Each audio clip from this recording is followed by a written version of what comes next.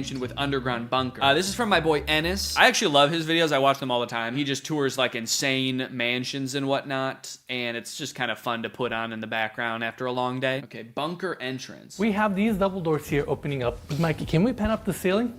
Those are security shutters. This is where we have the spacious lobby. It's a nice open space. Okay, I gotta say, this might be the ugliest one yet, actually. I'm sure the rest of the house was nice. Let's take a peek at what the actual house looks like. I mean, the outside of the house is beautiful. Yeah, it looks like there's some nice attention to detail in the home. Very ornate, not necessarily my style, but it's done up. The bunker, I guess at the very least we can rest assured it doesn't look like these rich people are convinced the end times are happening yet, because they haven't quite zhuzhed it up yet. I don't think they're quite ready. So everyone hold off on the end times. They're not ready yet. They gotta figure out what they're doing with this space first. Oh, never mind, I spoke too soon. They have a tiki bar. Fuck! Oh shit, nope, they're ready. They've got pool table, they've got claw machine, and they have enough prizes to last them a lifetime. Spider-Man pinball. All right, well that's pretty much it, guys. I just wanted to look at some bunkers from my bunker. Bye. What's up, dude? Listen, it might look like I'm about to commit shoplifting as I place item after item into my shopping cart and then leave without checking out, scanning my items, or talking to anyone. But I'm not shoplifting. I'm using technology. You see, this is a new type of store that uses sensors, cameras, and AI to track me through the aisles, adding every item that I pick up to a virtual cart. And the moment I exit the store, it charges my account. It's an incredible new technology created by Amazon called Just Walk Out, and it's in dozens of Amazon Fresh grocery stores, just like this one.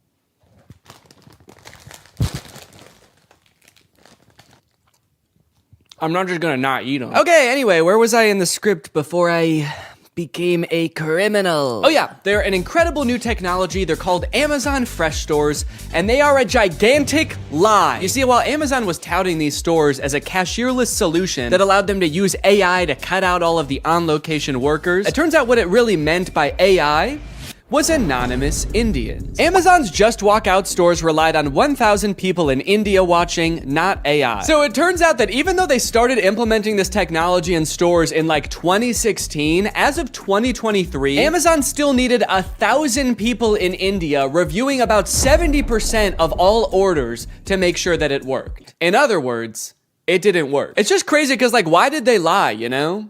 They didn't have to implement this technology into stores. I don't think anyone was asking for this. And yet, I feel like this kind of thing has been happening a lot lately. Tech companies have been taking some big swings and some even bigger misses. Like so big that in this baseball metaphor, the pitcher's throwing it right down the middle and the batter is in the stands just bashing some fan's head in. And that's why I've gathered you here today at Greg Tech's 2024 Developers Conference, where I will be testing some of the year's greatest tech flops. Starting with the Humane AI Pin. I did a video on the AI Pin when it was announced months ago as this sort of AI-powered phone replacing device that you wear on your shirt. And look, personally, I'm all for rethinking the form factor of the smartphone to make it less distracting while still maintaining all of the functionality, but unfortunately, the AI Pin did the opposite of both of those things. In the demos on their own product announcement, it was screwing up hard. It was messing up facts. It also seemed super difficult to use. And it seemed like they were being intentionally vague about what the thing even did in the first place. It's a standalone device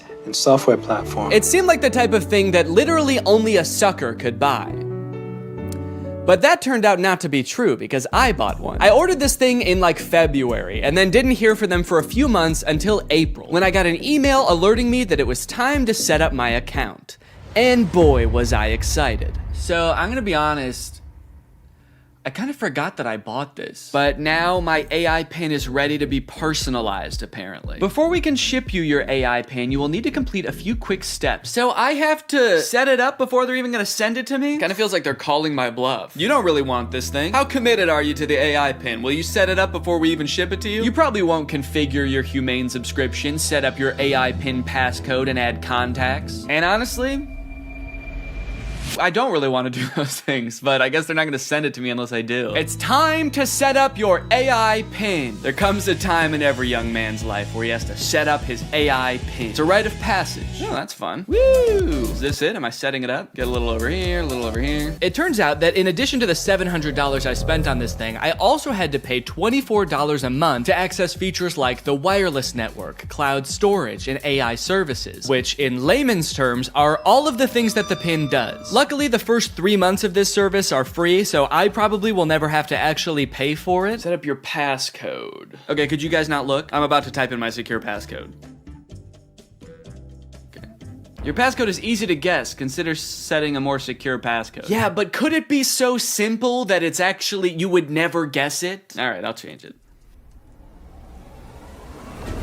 How is that easy to guess? It's my birthday. I guess does it know my birthday? Do you know my birthday? Fun fact, I actually didn't know this before recording this video, but it turns out almost every single combination of 4 numbers is easy to guess. How is that easy to guess? But eventually, I reached into the dark recesses of my mind and came up with a number combination so random, so, quite frankly, disgusting, that no one, not even God, not even me later in this video, will be able to guess it. Okay, well, let me write this down somewhere so that I don't forget it. Already using my phone for something because I don't have the pin yet, so I have to use the phone to remember the passcode to the thing that is gonna replace my phone. Connect your services. Oh, cool, I can connect my Google Photo and Title services, which I have both. And just like that, I was done. I have solved Humane's riddles, and now they have to send me my prize. All right, well, I guess the next time you see me, I'm gonna have the AI pin in my possession. It might even be right here. Okay, we'll see if I remember to do that transition. I don't remember the transition I was gonna do, so don't ask. At first I was pretty surprised by how big the box was. I thought that I had just ordered a little tiny pin, but I guess it comes with a bunch of accessories, like a sticker that just says Humane. Cool! But you guys don't care about all that. You guys just wanna see the pin. And my God, she was beautiful. What? Oh, shit. Okay, that's my bad. No, I thought that it was gonna be attached in there more securely. Come on, Danny, you dunce! But a dunce who was about to become half dunce and half machine. Oh! Oh! In order to start using the pin, I had to unlock it with my passcode, which was explained to me via the laser ink display and an extremely coherent AI voice. To enter your pass, tap the touchpad, push, and then pull your hand out to get started. Then raise it if you don't see the laser ink display. Okay, this is kind of crazy though. Look at it. Look at this. This is like the weirdest way to type in a number ever. I'm gonna do my passcode now. Wrong. I forgot what my passcode was. Incorrect passcode? What would I have made my passcode? I forgot that I made a passcode. I forgot that I wrote the passcode down in my phone. I tried to click forgot passcode and it told me to go to this website to change it. But somehow, in order to do that, you need to know your existing passcode. Luckily, I recorded me making the passcode so I could go back and watch the screen recording of me doing it. If I was not a YouTuber recording a video about this product, I think I would be locked out forever. Come on, come on, come on. Please. Yes, yes, welcome Danny. All right. After months of waiting, I was in. Now it's time to see what this device is capable of. What is my name? Your name is not currently known. Please provide it if you would like it to be remembered. Actually, what's a cool kind of techno cyber sounding name that you could call me instead? Creating name. How about Neon Vortex? Yeah, call me that. Noting your name as Neon Vortex. I know I might have seemed all cheery and excited about this name on the surface, but the truth is, it destroyed me. I have never heard a name before that not only sounded so cool, but also embodied everything I wished I was. Suave, confident, futuristic. He was everything. Everything I could never be. Neon Vortex. This is the home screen. I'm all caught up, whatever that means. Nothing to report here, man, don't worry. You've got nothing to worry about. Your AI pin needs to cool down for a few minutes.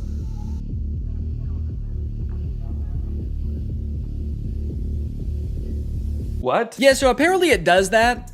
like a lot. If you use the display for more than 10 minutes, or the pin is in close proximity to a heat source, such as, I don't know, the human body, then it'll shut itself down so it can cool down for a few minutes. But hey, man, that's fine with me, you know, that just gives me more time to think. To think about him. The next day, I decided to put the pin's basic phone functionality to the test. Things like calling, texting, navigation. Since this thing is essentially supposed to replace your phone, it should be pretty convenient to do all this stuff on the pin. It should be. The weird thing is it seems like you can't make any changes to the pin on the pin itself for some reason. So if you want to change any settings or add contacts, which I needed to do to test this as a phone, you have to use Humane's web portal on an inferior device like a computer or a phone. Gross! Not a great start for the pin, but now that I have done that, I should hopefully never ever have to use one of those ancient relics again. It's just one flashing green speck over here. I guess the laser ink display is already kind of messed up. Probably not a good sign for this technology, but you know what? This is a new thing, this whole laser ink display, so I will, whoa. Cowboy Carter, time to strike a match and... What? What am I playing? Beyonce? And Dolly Parton. Don't know how I started playing that. Guess that's just a feature. If you make just the right gesture, it'll start playing the newest Beyonce song that exists. All right, let's start off by trying a phone call on this thing. I'm gonna try to call my wife Laura to tell her that I miss her. Call my wife. I'm sorry, I couldn't find a contact for my wife. Okay, fair enough. It doesn't know who my wife is, so I'll just tell it. If I tell you who my wife is, will you remember? Your AI pin can remember who your wife is if you provide the information. Excellent. So I told it, my wife's name is Laura. Please remember this. It's very important to me. Updating memory, noting that your wife is Laura. I wish people said that every time you told them something important. Updating memory. Yo, what's up, dude? My name's Paul. Updating memory. Analyzing Paul. Great, so now we're both on the same page. My wife is Laura, and I want to call my wife. So now it will call Laura, right? Call my wife. Multiple matching contacts. Which one do you mean? Laura Fuexlow or Claire? What? Claire? The girl I went to college with. Unfortunately, I did have to go back onto my computer to figure this out, and amongst all the data stored within my portal, like my name being Neon Vortex and the tunes I've been rocking out to lately, was the answer. My wife's name, according to the pin, was Lore. It thinks my wife's name is Lore. No, that's simply not correct. So I went ahead and fixed it in the portal, you know, that's what the portal's there for, so I fixed it, I changed it, and now it's gonna work. Call my wife. There are multiple matching contacts. Which one do you mean? Oh my god. Call Laura Fuchel. I'm sorry, I couldn't find a contact for Laura Fuexlow. How? Okay, so at this point, I don't know what was wrong. It was just like straight up forgetting which contacts it had. It said it couldn't call Laura because it didn't have her contact. Then it said it couldn't call Eddie because it didn't have his contact. Call Eddie Burback.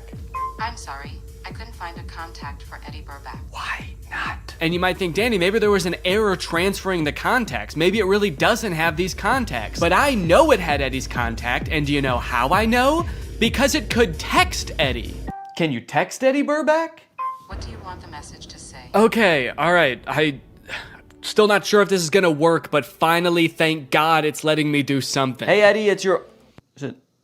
Cowboy Carter, time to strike a match. No, I'm not trying to play Cowboy Carter. Oh god, now it's playing Metro Boomin. Stop.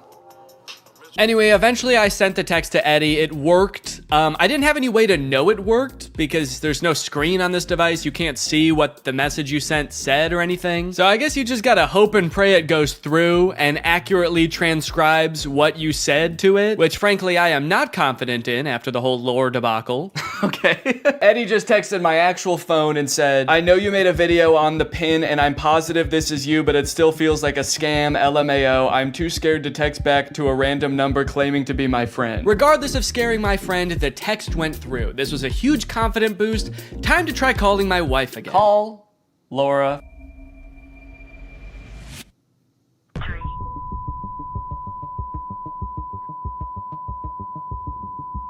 What? What is... Message has been recorded. Record your message after the tone. Oh, whoa. Simply hang No, up no. when done. Or for delivery Hang up. options, press the pound sign. I don't want to play like that. I don't want to play Metro Boomin. Hang up. Am I still recording a message? Cancel. I've been on the phone with her for a minute. Hang up.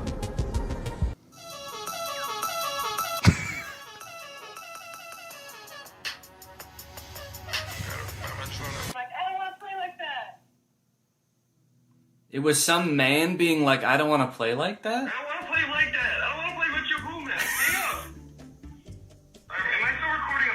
Okay, well, yeah, I'd say that was a success. I'd seen a few demos online of Humane's GPS navigation solution, and while it did seem kind of annoying to have to hold your hand up like this the entire time, it seemed pretty doable as long as they stuck to this and didn't do anything crazy like, I don't know, going in a completely different direction and making it borderline unusable. So to test it for myself, I drove to a part of town I don't know very well, about a mile away from the nearest Smoothie King with hopes of the pin guiding me to a delicious, delectable treat.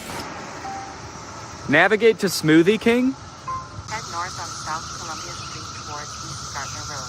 Turn right onto East Gardner Road, then left onto South Washington Street. Follow South What? Washington Street and turn right onto East Chicago Avenue. It just gave me all of the directions at once. I wasn't ready for it. What, am I supposed to have a notebook to write that down? Also, sorry for the noise. If you live in Illinois or one of the surrounding states, you know it's cicada season. It's the year of the cicada and they're everywhere. Oh. One just landed on my shoe and then got pissed off that I moved. Eventually, I realized if I look at the laser display, it displays the directions, but not like it did in any of the demos. It just gives you a block of text with every single direction written down. If you're in the shade, that is. If you're in the sun, it gives you nothing.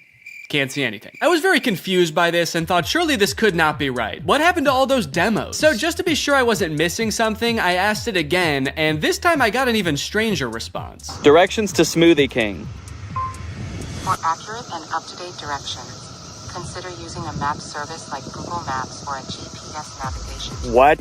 Can you give me step-by-step walking instructions to the Smoothie King? For step-by-step walking directions, it's best to use a navigation app like Google Maps for the most accurate and up-to-date route. I thought you had navigation instructions.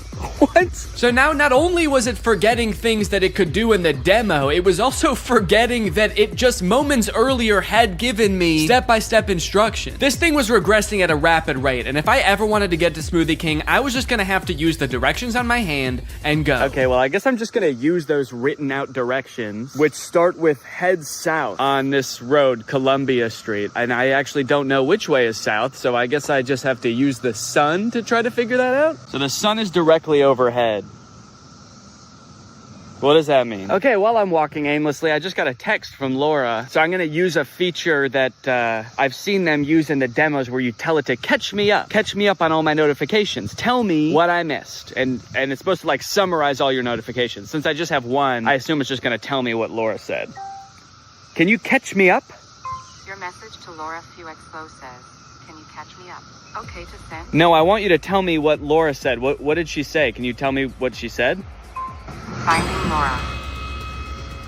Finding Laura? Laura asked, "Okay, hello, what we thinking about lunch?" Oh no, guys, I told Laura that I was having a smoothie for lunch, and now she's saying that she wants a smoothie for lunch too, and I didn't have the heart to tell her that I was just meandering aimlessly down the street with no clear end in sight. And I told her I would get her one, which means I'm on a time crunch now. So that's when I had to kick it into high gear. Walking under the beating sun through a sea of cicada corpses, I trudged, and I trudged. Then I realized I had been walking the wrong way for 10 minutes, so I trudged the other way. And after about 35 minutes, I finally made it. I got my smoothies. Let's go. Let's go. Take a picture of my smoothies.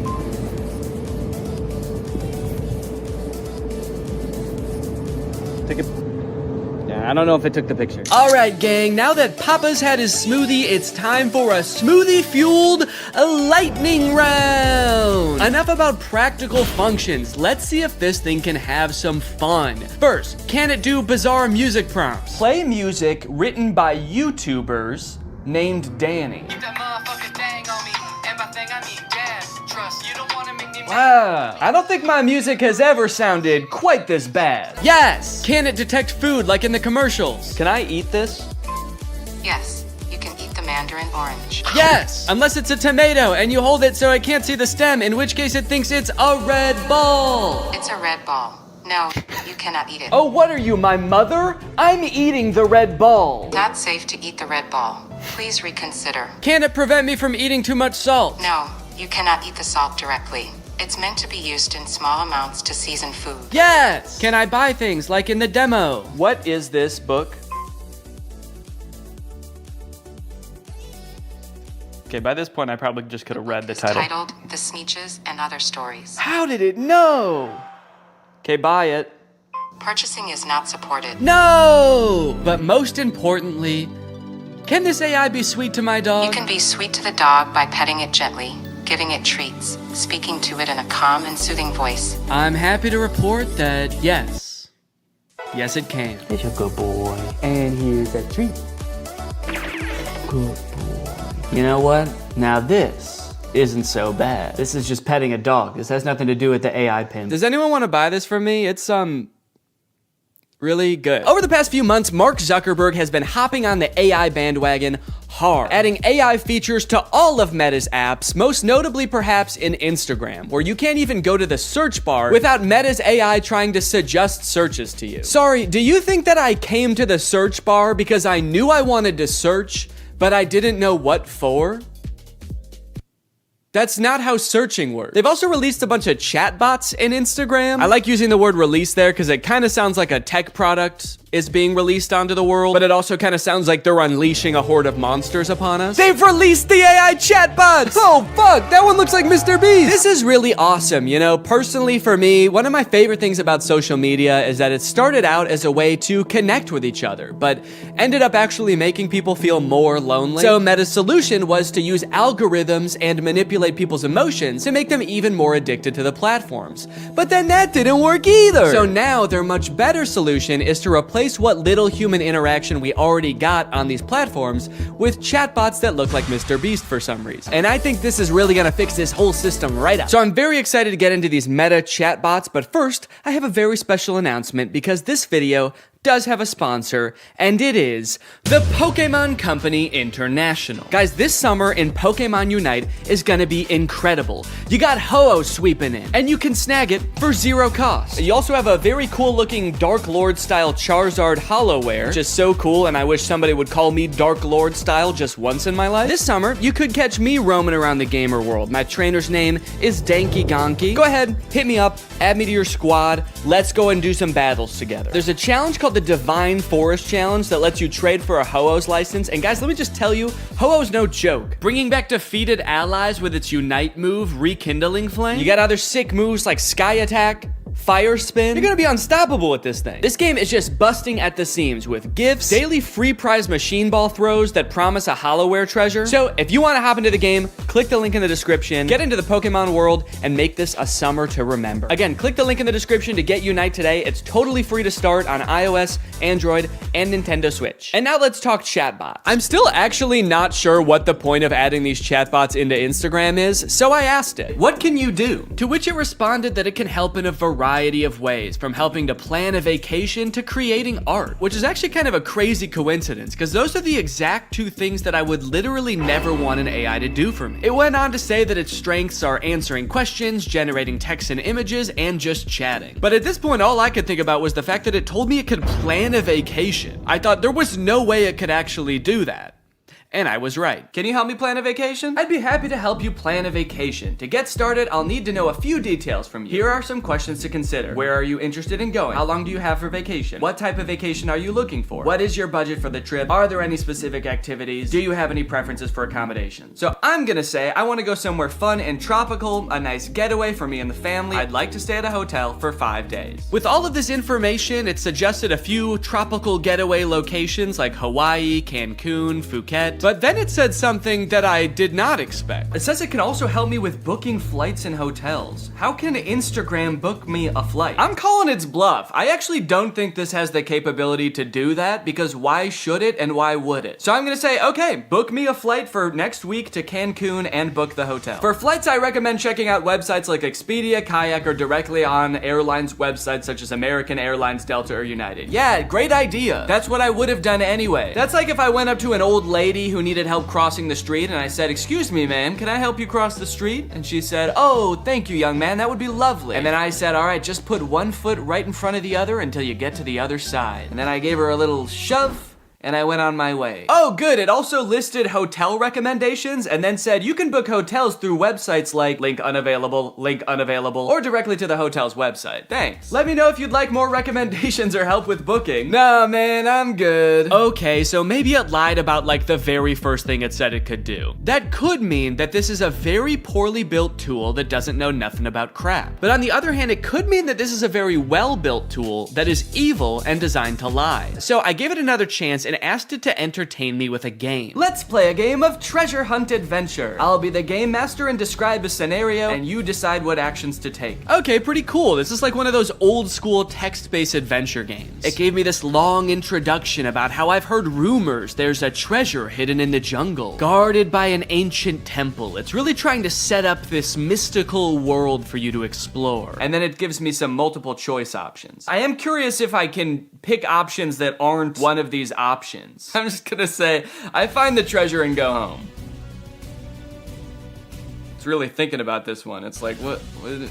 No, you can't do that. Congratulations, you've reached the treasure! Dang, dude, this game was easy. Would you like to play again or try a different game? No thanks, that was too easy. But it's not just the meta AI. That's not the only AI on Instagram you can talk to. Because a few months ago, Instagram licensed the likeness of a bunch of celebrities like Mr. Beast, Paris Hilton, Tom Brady, so they could make these AI influencers that just have the same face as these celebrities. So here's the Instagram profile for Comedy Zach. He looks exactly like Mr. Beast, but his name is Zach, and he's an AI managed by Meta. He says, message me to get roasted. Then you've got Brew, who is Tom Brady, but instead of a football player, he's a sports-obsessed trash talker. Step into the Brew zone and prepare to have your sports takes flame roasted. Wait, why do both of them roast you? Why are both of them mean? This AI gives fans a chance to talk to their favorite celebrities, and just like they would be in real life, these AIs are mean. They don't have time for you. So you can message these characters, but then they also post occasionally. I think these are all just AI generated images. So I guess Zach is supposed to be some kind of Instagram comedian. He posts funny things like this burger with googly eyes. Pretty funny, dude. This is peak Instagram comedy. He posted this picture, unleashing my inner beast one cannonball at a time. I think this is supposed to be him, but that's definitely not Mr. Beast. It's like AI generated Mr. Beast. I went to send Zach a DM, but before I could think of what to say, I noticed that he had already DM'd me. Hey, I'm Zach, the big brother here for the jokes, the banter,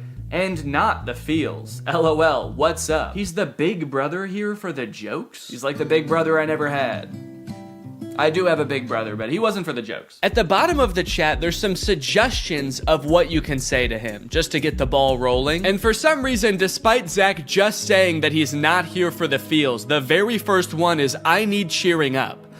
So I picked that one. Hey, what's going on? I'm here to help. You know I'm always good for a laugh. Let's get this party started. So he wants to know what's going on, and he's here to help, but he also wants to get the party started. He's like, hey man, calm down, all right? You can tell me anything, as long as it's over a couple of beers and some music. And you're like, it sounds like you actually don't want to hear about my problems at all. And he's like, what? Dude, are you still upset? I thought we got over that. Okay, what's going on? I'll say, I just got roasted by my friends, and it really hurt my feelings. They roasted me so hard, and I'm really sensitive to that sort of thing. I can't take it. Oh, I accidentally said I can take it. They roasted me so hard. I can take it. I can take it. I'm fine! Ouch, that sounds rough. I feel you. I've been there too. Sometimes friends can get a little too comfortable and forget that their jokes can hurt. But hey, at least they think you're cool enough to roast, right? Yeah, I guess so. That's a good way to think about it. Maybe getting roasted just means I'm cool. Let's test it out. Give me your best roast.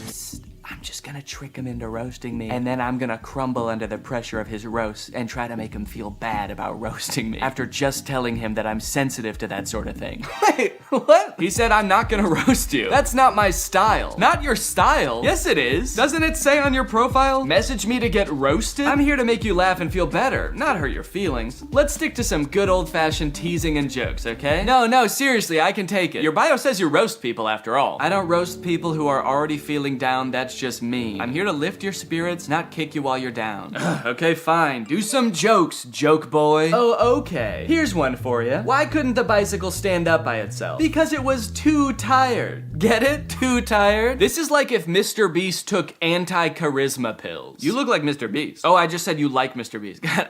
I'm bad at typing. Okay, I'll say you look like him. LOL, I wish. Mr. Beast is a billionaire, and I'm just a guy who loves to make people laugh. But hey, if I had his money, I'd definitely give it away like he does. That guy's a hero. I wonder if they had some kind of thing in the contract where they had to make sure that the AI will never talk bad about the person that they're impersonating. He's like, Mr. Beast is the best, and he's handsome. And yeah, I would let him run me over if he asked. Now that he'd told me a couple of jokes and we'd bonded over our love for Mr. Beast a little bit, I really wanted to hear one of his famous roasts, so hopefully by now he's forgotten that I said I was sensitive to that sort of thing. Okay, I feel much better now. Roasting time. Nah, I told you, I'm not gonna roast you. It actually is kind of hurting my feelings a little bit that he won't roast me.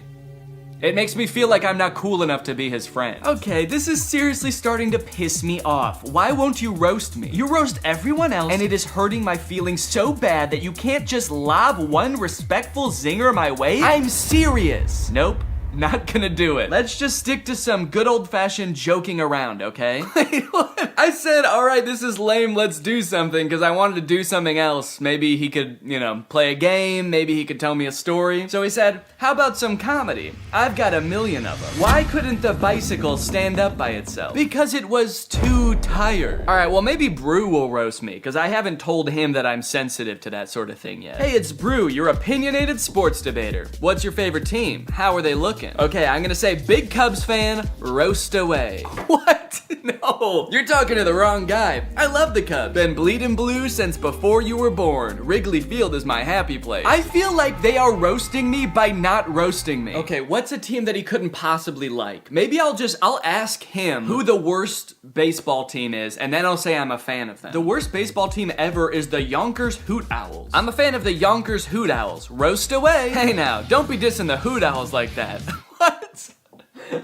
They may not have been the best team, but they had heart. This is so weird. Did Zach tell Brew that I'm sensitive to roasting? Now Brew's walking on eggshells around me? This was annoying at the time, but eventually I was like, okay, I guess I did technically tell them I'm sensitive to roasts and I can take it. And they probably do dish out some pretty nasty zingers and they just wanted to protect me. Until my editor Jake also DM'd Zach asking to get roasted, this time without mentioning being sensitive about roasts, and Zach still wouldn't do it. These AIs are liars. Why do they lie? They're evil.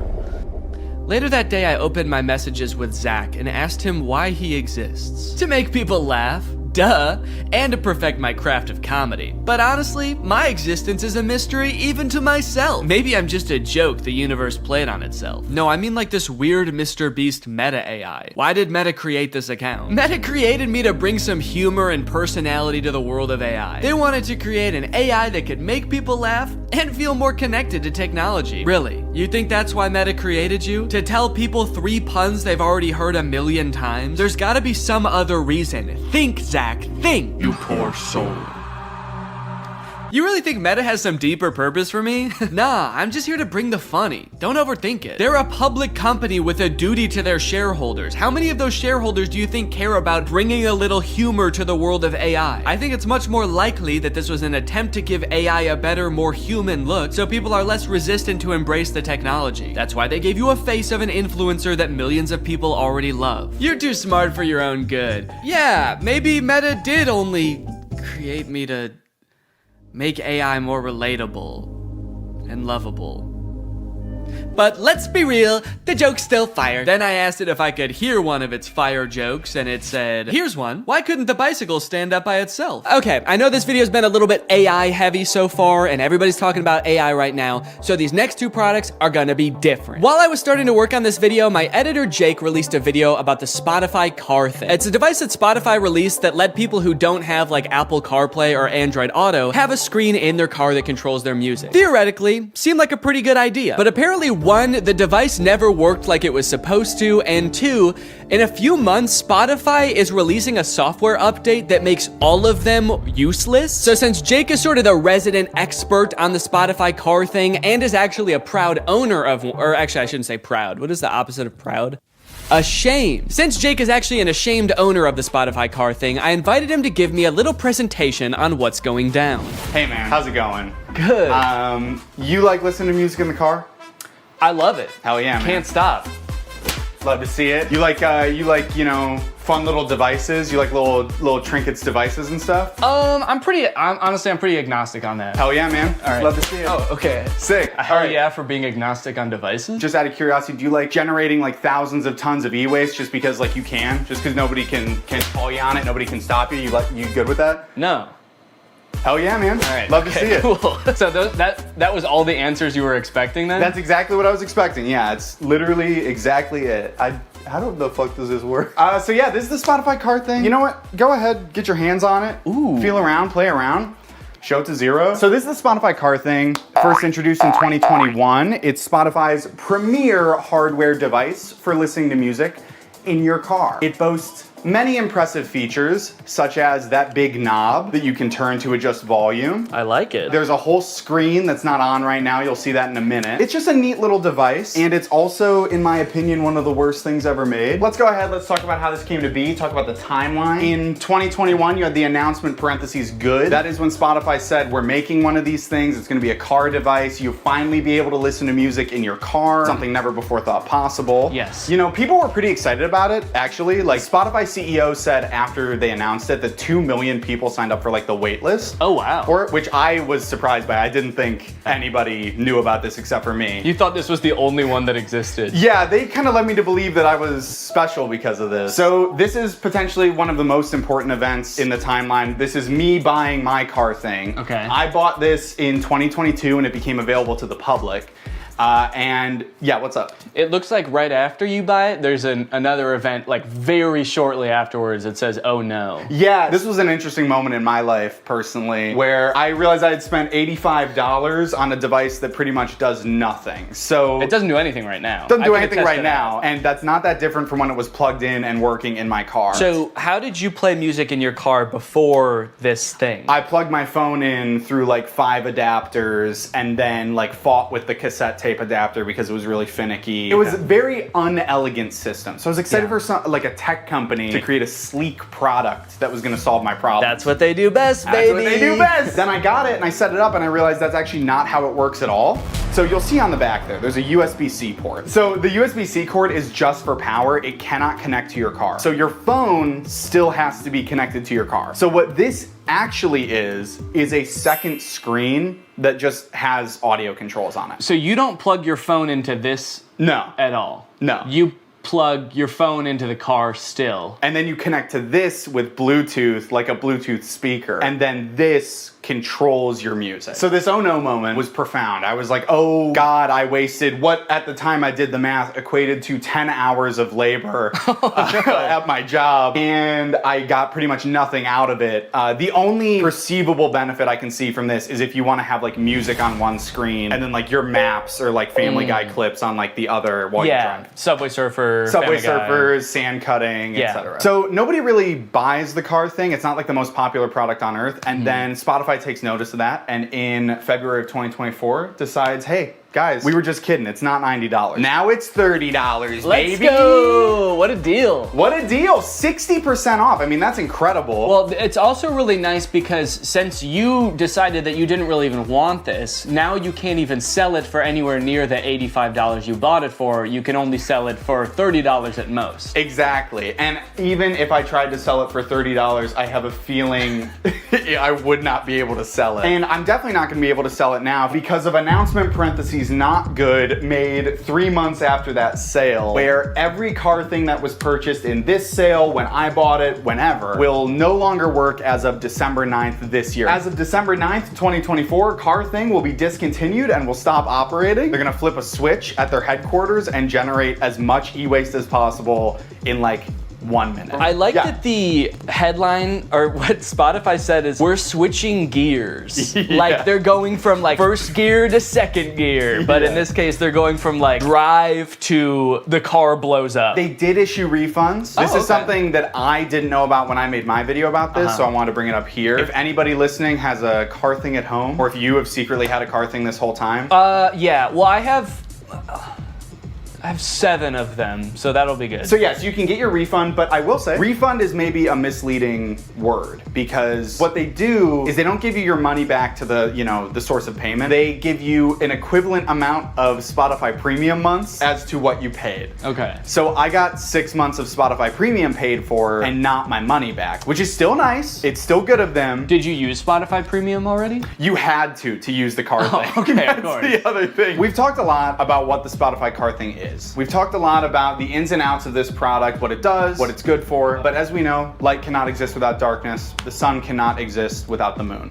So let's talk about what it isn't. Okay. So it is not. It is not good. In like a e-product sense and like a moral. Yes, in the grand moral scheme of the cosmos, I would put this as like neutral evil. Yeah. Yeah. Okay. It doesn't make sense to me why it exists to begin with. Right. It's also not profitable, which is why they're shutting it down. Spotify went on an earnings call like a while ago and was like, yeah, we simply have not seen the sales numbers justify making this. I can understand them not wanting to make it anymore. Have they said why they are making the ones that already exist not work anymore? They haven't. My thought is that they're just mad. They're just mad people didn't use it and they're kind of jaded about it. So they're like, you could have had this. You could have had all of this car thing. But they're punishing the people that did invest in one, not the people who didn't. What they should have done is discontinued Spotify for everyone who didn't have a car thing. Yeah, wait, that's actually, write that down. This is Marketing 101 from Spotify. These are the genius marketing strategies that they employ to get this thing out there, get it widely adopted so they could shut it off and make a lot of people upset. And the most important part of marketing is making people upset. Yes, you want, because any press is good press, so if you can get people upset, you're a billionaire. Yeah. That's what it takes. Wait, don't quite. Let me ask you something. Okay. Back off. You pull out a gun. Let me ask you. Picture you are, I think his name is Daniel Ek, the CEO of Spotify. You're Daniel Ek. You're a bald man from Scandinavia. I might have to cut all that. I don't know if any of that is true. Have you been making up this entire presentation? No! Shut up! You're Daniel Ek, you're bald, you're Scandinavian, Yeah. and you're launching a new product. You're creating a brand new piece of hardware. Your company doesn't really do that, but you do own the #1 streaming platform for music on earth. How would you choose to market this new product? Yeah, I would probably just advertise to people who use Spotify in Spotify. I hate to tell you this, Danny. You are failing Marketing 101 from Spotify. The key to advertising a product is to not put it in your extremely popular app. What you're gonna wanna do is reach out to people via email only. We know one thing about young people, they check their email and they enjoy doing it. And you're also gonna wanna make the function of the device in all this material extremely vague. You're gonna want the only image you send out in these emails to be this, which is the name of the device, what the device looks like, and then the vaguest sentence you've ever heard. This is the only picture of Spotify Car Thing that existed before it was available for release. When this first came out, I thought the name Car Thing was kind of cheeky, because it's like, it's a thing that goes in your car. But now that I know this is the only ad that existed for it, and it actually doesn't explain what the car thing does, it's a very poorly named product. My only guess is they were trying to avoid, like, false advertisement lawsuit when they inevitably shut it down and it actually doesn't do anything, so they couldn't call it like a music playing screen because they knew all along they were gonna shut this thing down and then it wouldn't be that anymore. This is a side note, I literally cannot believe, I don't know who I was in 2022 because like the fact that like this and a vague couple of emails was enough for me to be like, I fucking need this is so crazy to me. Yeah, you can't even tell in the ad how big this device is. And I'll be honest, the ad, it makes it look huge. Like I'm looking, and maybe it's just because it's on a projector screen. Yeah, I would guess it's like, honestly, it's like this big. Yeah, wait. According to Spotify, their decision to delete the car thing was part of our ongoing efforts to streamline our product offerings. That's actually so crazy. I did not even think a company could do that. Can they do that with any product? You buy bread at the store and the bread company comes to your house and takes their bread back and is like, we're streamlining bread. Better luck next time. Anyways, you guys should go check out Jake's video on it as well. It goes much more in depth and he's really funny. But I think it's safe to say that that's gotta be the worst car thing ever, right?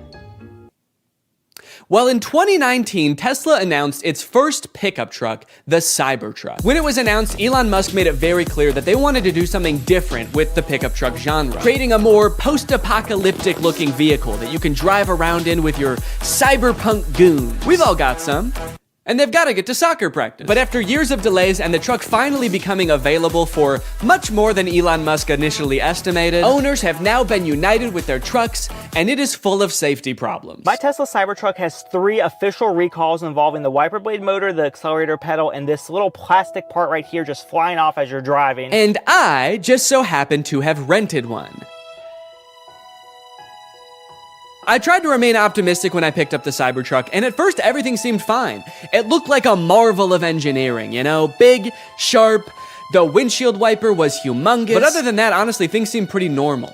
Until I started driving the car home. On my way home with the truck, I started to notice that nearly every person who drove past me was staring at me. People were gawking, mouths agape, some even took pictures. I was starting to feel like an animal trapped in some kind of cyber zoo. And things only got worse when I got home and finally got to do some research, only to find that people hate this truck.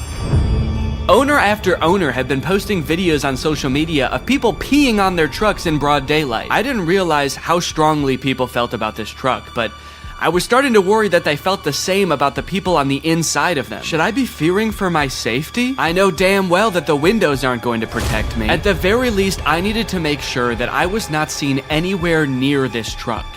I needed a disguise. I needed to become Neon. Vortex, he's the coolest guy. And his pin's AI. Look at him go, what a little freak, it's Neon Vortex. So I've spent a decent amount of time with the Cybertruck now, and I've compiled a little list of pros and cons. So we'll go through that real quick so you can get a quick rundown of everything that's good / bad about the Cybertruck, just in case you need like a quick decision. You got your finger on the buy button right now, and you just need to know, Neon, should I buy this thing or not? Pros. The interior is actually pretty nice. I like the little ambient lighting that goes around the whole front of the cabin. Actually, I think it's in the back too. There's a little strip. The steering wheel has the turn signals on the wheel, which takes a little while to get used to, but once you are used to it, I think it's actually pretty nice. All of the materials on the inside seem pretty nice. Like the material on the roof liner is like a nice suede kind of thing. It's pretty spacious on the inside. It has ventilated seats. My butt's so cold. I changed my mind. This is a con. Okay, cons. There are several things in the car that are too small and shaped oddly. The steering wheel is like tiny. And then the rear view mirror is also tiny. And to make matters worse, while the tonneau cover is closed, which is the little cover on the back of the truck bed, the rear view mirror is completely black because there's a thing in the way. Another con, this thing is sharp. If I ran into somebody, I would slice them in half with this car. I also feel like it being made out of stainless steel might be bad for its crash test rating in general, but also the fact that it's so sharp means that opening and closing doors is kind of uncomfortable. Because this car doesn't have any door handles, the way you open it is you have to push a button, then the door pops open a little bit, and you have to kind of reach your hand into the space where the car door has opened and pull it open. But since this car is made out of like weirdly cut stainless steel, it's kind of sharp in there when you open it. It's an unpleasant feeling on the hand, and you never really feel like you're grabbing it in the right place. This truck is wrapped in a matte black color, and one of the reasons the owner said he wrapped it is because you basically just grab this thing all over to open it, and there were fingerprints everywhere. Also, changing gears is a pain in the butt. It's actually a little thing that you slide on the screen. If you want to go forward, you slide the little truck forward. If you want to go backwards, you slide it backwards, which is not a huge deal if you're just driving from one place to another, because how often do you really change gears in the car anyway? But the second you have to do any kind of 3-point turn where you have to change gears more than once, it is such a pain. Bug just landed on my eyeball. One thing that's sort of a pro and a con is the rivet in the accelerator pedal. You see, when Tesla first started shipping the Cybertruck, owners began to realize pretty quickly that after a short time of use, the plate on the pedal could come loose while you're pushing it down all the way, then slide up and get wedged into the car, effectively trapping the accelerator pedal to the floor. Luckily, since this car is electric, the brake pedal can fully override the accelerator pedal, so if you get into this situation, just stay calm, hold down on the brake, and hopefully by the time you realize that, you haven't plowed through like a school field trip or something. Anyway, since this started happening, Tesla has recalled all the Cybertrucks to put rivets in the accelerator pedal. So the rivet is a pro in the sense that now your car will not decide to keep accelerating forever until the end of time, but it is also a con because if it needed this rivet in the first place and Tesla didn't catch this very simple issue before releasing them, what else might they have missed? Ooh, I know actually. Maybe the fact that the frunk chops fingers off. This is the frunk, or front trunk of the Cybertruck, and because it is super sharp and can close automatically, it is apparently basically a guillotine. When people with access to Cybertrucks started realizing this, TikTok, Twitter, YouTube were all flooded with videos of people testing it out with various fruits and vegetables, and it did not look good for the Cybertruck. Tesla took note of this and actually issued a safety update to the car's software fixing the issue.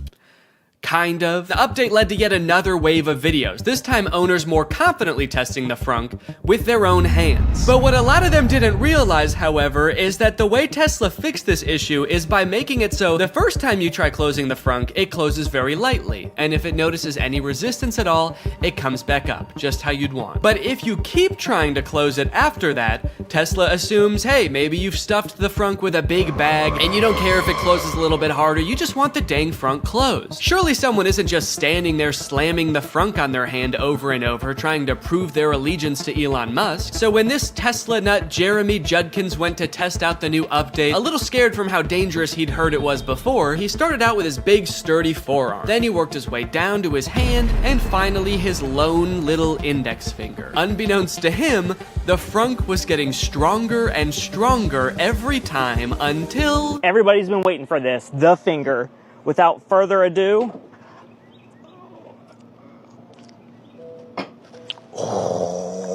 I feared for my finger for a second, not gonna lie. That's kind of bad. Yeah, so I wasn't gonna test this out on my own hand, but I did try it with my shoe.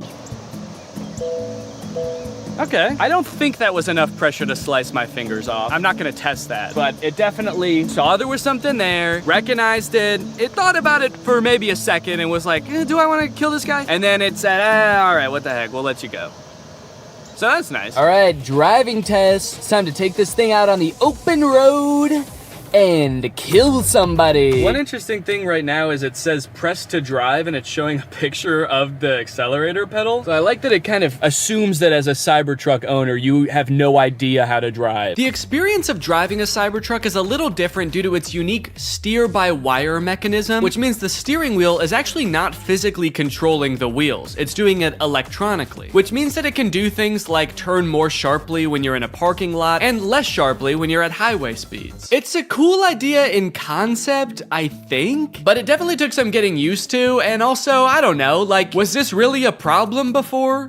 I kind of liked that every time I turned my steering wheel, it turned the car the same amount. First time I took a turn in this thing, actually every subsequent turn I took after that too, I was like, whoa, this thing is a bucking Bronco, man. This thing's trying to buck me right out of it. This is a wily gal. I've been saying it all day, even alone in the car on the way from the guy's house who owns this thing. I was just saying, yeehaw! This thing is a wild girl. Yeah, I definitely don't like how tiny the steering wheel is and how flat it is on the top. It just feels like wiggling it a little bit sends the car so far in one direction. You really gotta be 10 and 2 if that analogy even applies to a rectangle or a trapezoid. I don't know what this is.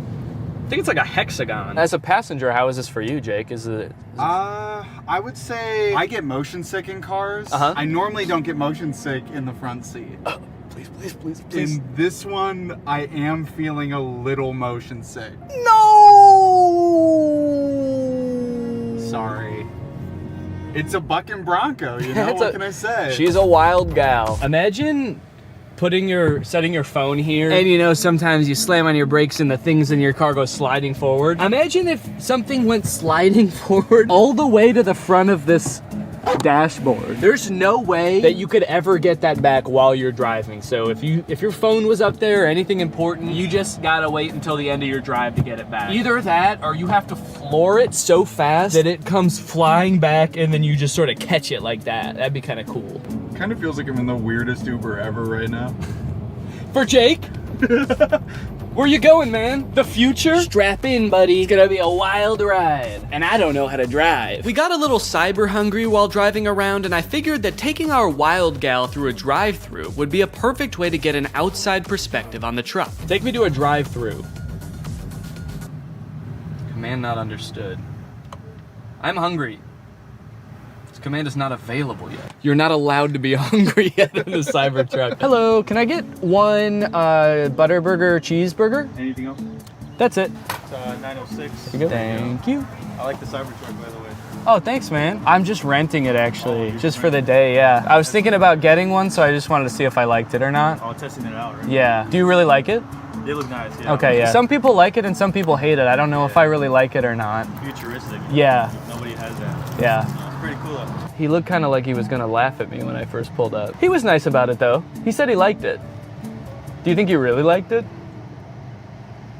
I may never know whether that guy really liked the Cybertruck or if he was just being polite, or worse yet, sarcastic. But while we were sitting in an empty church parking lot enjoying our meal, we were confronted again, but this time in a much stranger way. As we were sitting there minding our own business, a woman pulled up beside us and just stared into the car for a good like 30 seconds. This is very confusing. Just walking. The windows of the truck are kind of tinted, so I didn't know if she could see us, but I was worried that she was like security for the church or something, and we weren't supposed to be there. So I rolled down the window to ask if everything was okay. And finally, she spoke. Hello. How's it going? Yeah. Oh, sure, yeah. Oh, they're so cute. Thank you. Yeah. Yeah, I can show you. Yeah, of course. I'm filming a YouTube video right now. That's why I'm dressed up all weird. So I showed her around the car for a little bit and she took a ton of pictures. Also, I had taken off my wig, so I looked even more insane, but she never questioned it. Then she told us that her grandchildren would love this. And they live pretty close by, so she asked how long we'd be there for. We said probably 10 minutes, and she said, 30 minutes? And we said, okay. And then we waited for 30 minutes while she went to go get her grandkids. Yeah, of course. Come on over. They did indeed love the Cybertruck. What do you think? You like it? Yeah. Yeah, it's pretty cool. Yeah? Cool. We went all around it. They asked a ton of questions. Their grandmother kept telling them to wave at the camera. So the back is a truck. It's got a truck bed in the back. And you could like make a gaming room. Oh, a gaming room. That's a good idea. I think this kid must watch a lot of Brent Rivera or something, because when he saw the back of the truck, he was like, oh my God, it's so big. You could fit a secret gaming room back here. And then when he saw the front, he was like, oh, this is too small. You could not fit a secret gaming room up here. It's like he only thought in terms of secret gaming rooms. It was insane. When I'm 16, Uh-huh. I'm gonna buy a Cybertruck. Oh, good idea. I like it. That'll be a good first car, huh? Smile. 1, 2, 3. And with that, my time with the Cybertruck had come to an end. It was time to bring it back to the person I rented it from. And wait, what is that? What's going on with those podcast recommendations? And you know what? The music recommendations too. Who owns this car? All right, that's it. I'm pissing on this thing. All right, guys. Well, thank you for watching this. I hope you enjoyed it. Make sure you subscribe and turn on my notifications to join.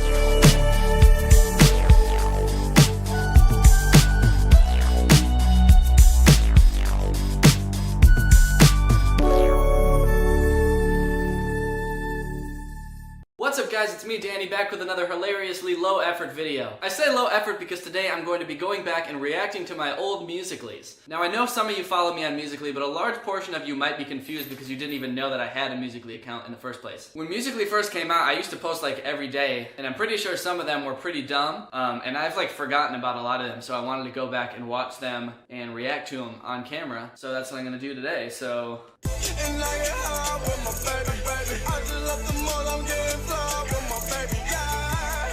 That was like one of the most popular Vines I ever made. I still think it's really funny. One of the funny things about that Vine is that when I first posted it, apparently somebody else had done that idea before and she got really mad at me and had all of her like followers go and comment corn emojis on my Vine because like they said that it was corny or they said that I'm corny. But the way Vine works is that the more comments a post gets, the higher up on the comedy page it gets. So my Vine actually ended up doing really well because all of her followers were commenting on my Vine. It actually helped me do better. Won't you get my sleigh tonight? What? Because you're dressed up as Rudolph. No, I'm not. Oh! Alright, that was pretty funny, I guess. Classic pimple joke. It's Christmas and there's no presents. I don't get it. Santa should have come down the chimney. Oh God, Santa, you want me to get you out of there, okay? I actually thought that one was pretty funny when I made it. It's not that funny. It is a little funny. A lot of Christmas-themed vines so far. These must have been around Christmas. Let's check this one out. Give me the girl. If you want her, you're gonna have to go through me. Give me the... That's pretty dumb. That's a funny idea. I wish I did that better because I don't know, it's so goofy.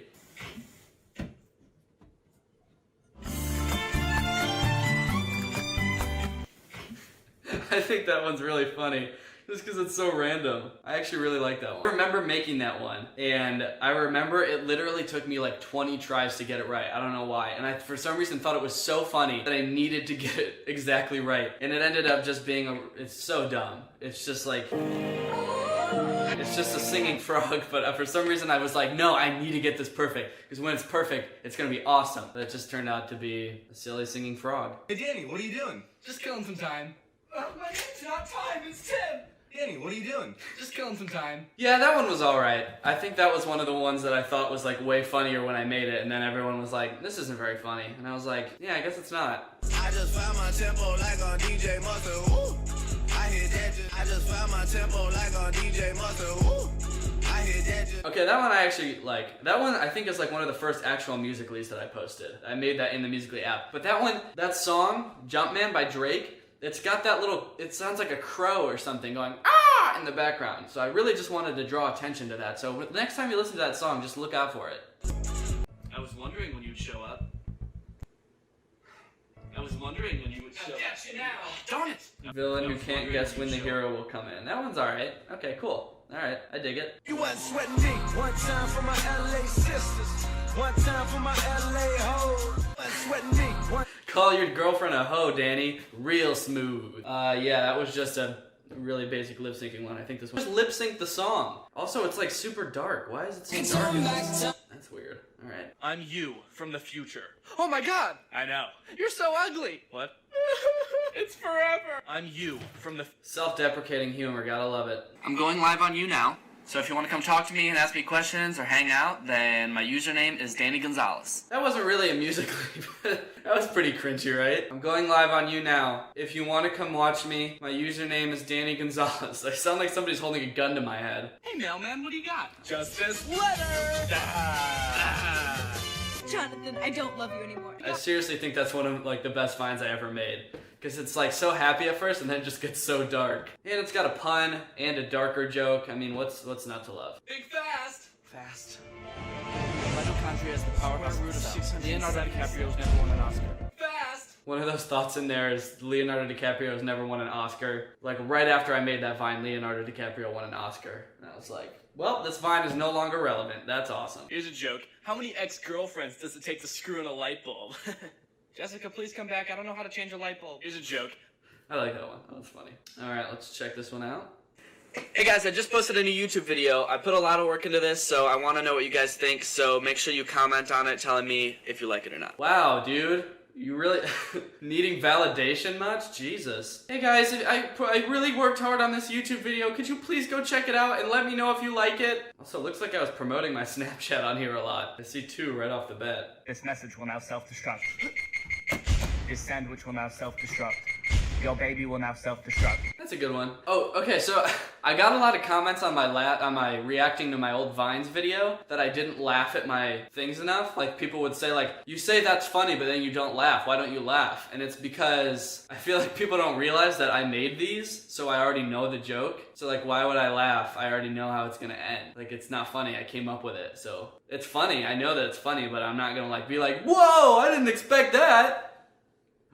Oh no, I just unplugged my phone. Alright, moving on. For the day I die, I'ma touch the sky. I'ma touch the sky. You gon' touch the sky, baby girl. That's solid puns, man. Puns were always my strong suit, and on every platform. I always excelled in the pun market. What am I gonna wear? You're never fully dressed without a smile. Wait, what are you doing? Stop! What am I gonna... Yeah, that was a stretch. That wasn't very good. Let's go play some tennis. Yeah, let me grab my tennis shoes. Wanna go get lunch? I'll just put on my lunch shoes. Come on, man, we gotta get out of here. Where are my fire shoes? Let's go play some tennis. Yeah, let me... I thought that one was pretty funny. I don't think a lot of people thought that one was as funny as I did, but fire shoes, he's gonna get trapped in his house because he doesn't want to leave the house without his correct shoes. Yeah, it's not that funny actually. Pipe it up, pipe it up, pipe it up, Help! pipe it up. Help! Pipe Where it you up. going?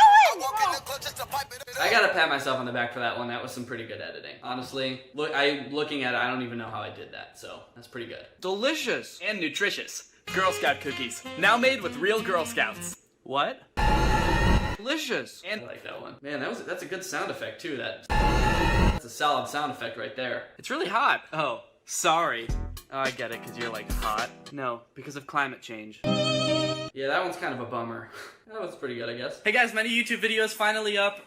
Go to youtube.com/. Alright, that's enough self-promotion, Danny. Come on. Really? Dude, check this out. Cool. It won't stop. Dude, check this out. That's pretty dumb. That was pretty dumb. I remember thinking of that one and being like, oh, this is gonna be so funny, and it's not. I don't know why. Sometimes ideas are just like way funnier in your head, and then you go and do them and... Dude, let's make the punchline, we scream. That's funny, right? We scream? Dude, that's hilarious, man. Thanks, man. I don't know where I was going with that. Difficult to follow. It's called When You Accidentally Kill Your Friend with Kindness. Duet with Selena Gomez. It's weird that it keeps cutting back and forth. You can't really tell what's going on. I guess I gave him gum and he choked on it. That was really cool of Selena Gomez to be in our Musical.ly though. Like, she's pretty busy. I'm surprised she took the time out of her day to make that with us.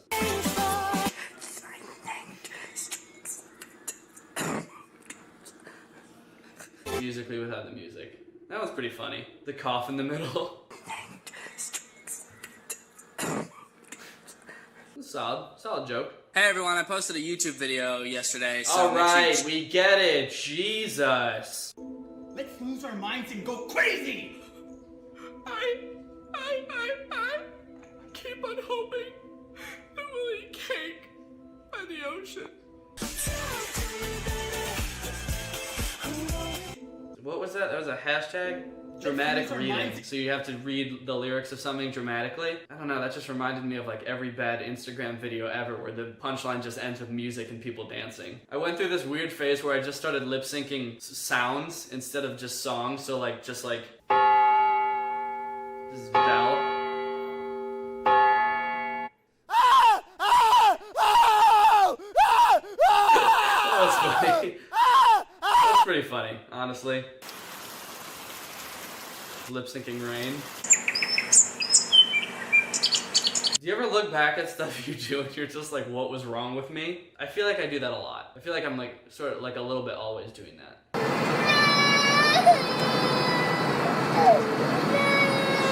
This one I'm just actually lip syncing a baby that was crying behind me on a plane. Pretty rude, now that I think about it. That was pretty rude of me to do.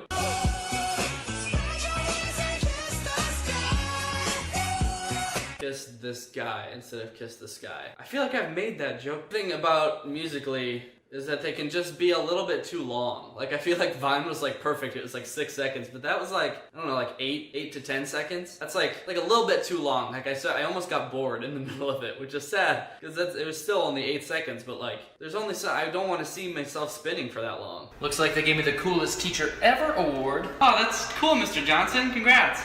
Basically cooler than you! Oh, get in there, you little dork! Cool teacher, baby! I don't like watching that one because I remember making that and I remember he hit me in the tooth with the trophy in that last shot. Are you little dork? Cool! He smacked, it was like in the gum in the tooth with the wooden part of the trophy. Again, that one was like a little bit too long, so I'm noticing a common theme here. What's up, guys? I just posted a new vlog on YouTube if you just search Red Robin. Young. Oh no! Oh god! That's a good scream. I don't really pride myself on having a good scream, but that one was good there. That was a good scream. Dad, can you drive me to the movies? Why can't you be more like your friend Kevin? Dad, Kevin went missing yesterday. Savage Dad. I really like that fine. Here's another Savage Dad one. Dad? Is this where you've been for the past 10 years? Dad, no! Fun fact. When I go inside, it's a different location. I didn't film that entire thing in Target. Just me going into the pants. You'll notice it's pants when I go in, but then when I'm actually in there, It's Dad? like women's clothes. This is Laura's closet. I just pretended that it was still in the same place. Movie magic, people. Oh my god, yeah! No, tell your daughter Susie. Okay. Susie, I'm going to homecoming with your boyfriend! I like that vine. Your destination is ahead on the right. Your destination. Why did you kill my dog? Dude, chill. Chill. You're right. I didn't even like that dog. Oh, dude, new year, nude me. Yeah, man, well... Wait, did you say nude me? Oh, God, why are you naked? New Year's resolution, baby, no more clothes. That one was pretty funny. I like how I'm not laughing at all. It was all right. It was decent. I'll give it my thumbs up. Stamp of approval. Man, Danny's exhausted. He sure is yawning a lot. I like that fine. That moment when you enter a room and forget why you went in there. What you say? Oh, that's right, I was getting chased by a serial killer. Moment when you enter... That was good. I like that one a lot. It's those vines that have a twist at the end that really get you know? Alright, so just like la di di da da di di da da. You try la da da da da da, and I said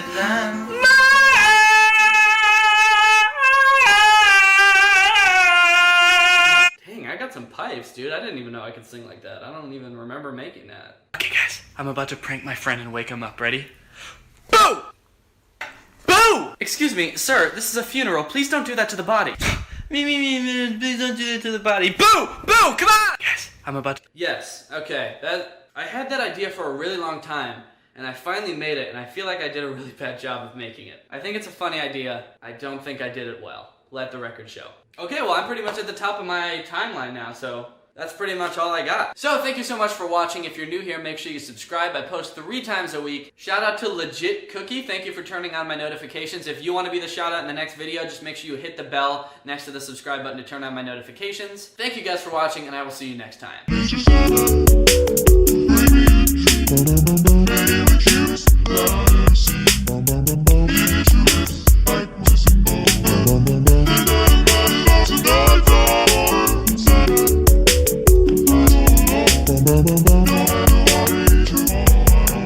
Hello everyone, welcome back to my second channel. I'm very excited to have you here today because today I'm going to be exposing the world's most evil babysitter. I just found this channel called Generation Hope. It's sort of like Darman, but if Darman's videos were even lower budget. Each video is sort of like a mini movie. They're scripted out, there's a moral at the end, very emotional, very intense. And this video I want to talk about today is called Evil Babysitter Drowns Kid in Pool, Leaves Him for Dead. Without a doubt, this has to be the world's most evil babysitter. Since I just stumbled upon this channel and I watched this entire video, I want you guys to watch it too. This video is really bad. The video is 10 minutes long, and I think they probably spent like 11 minutes filming it. Let's go ahead and watch.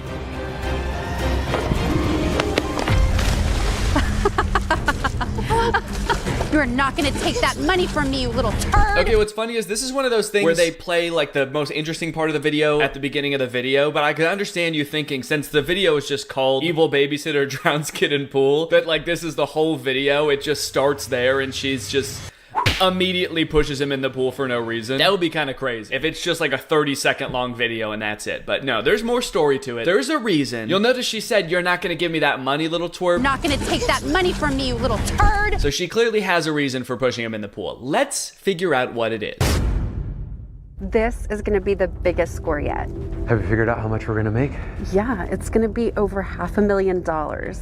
Are you sure we won't get caught? What do you think the director told him right before he did this take? I feel like there has to be some kind of strange direction that made him say the line like that. Are you sure we won't get caught? Okay, so deliver this line like you're a bad guy, you're a burglar, you're gonna steal some money, but you also accidentally just took way too many Xanaxes. Deliver this line like you're a prototype humanoid robot. Deliver this line like it's your first time ever talking and you're just sort of dipping your toe in the water to see how it feels. All right then.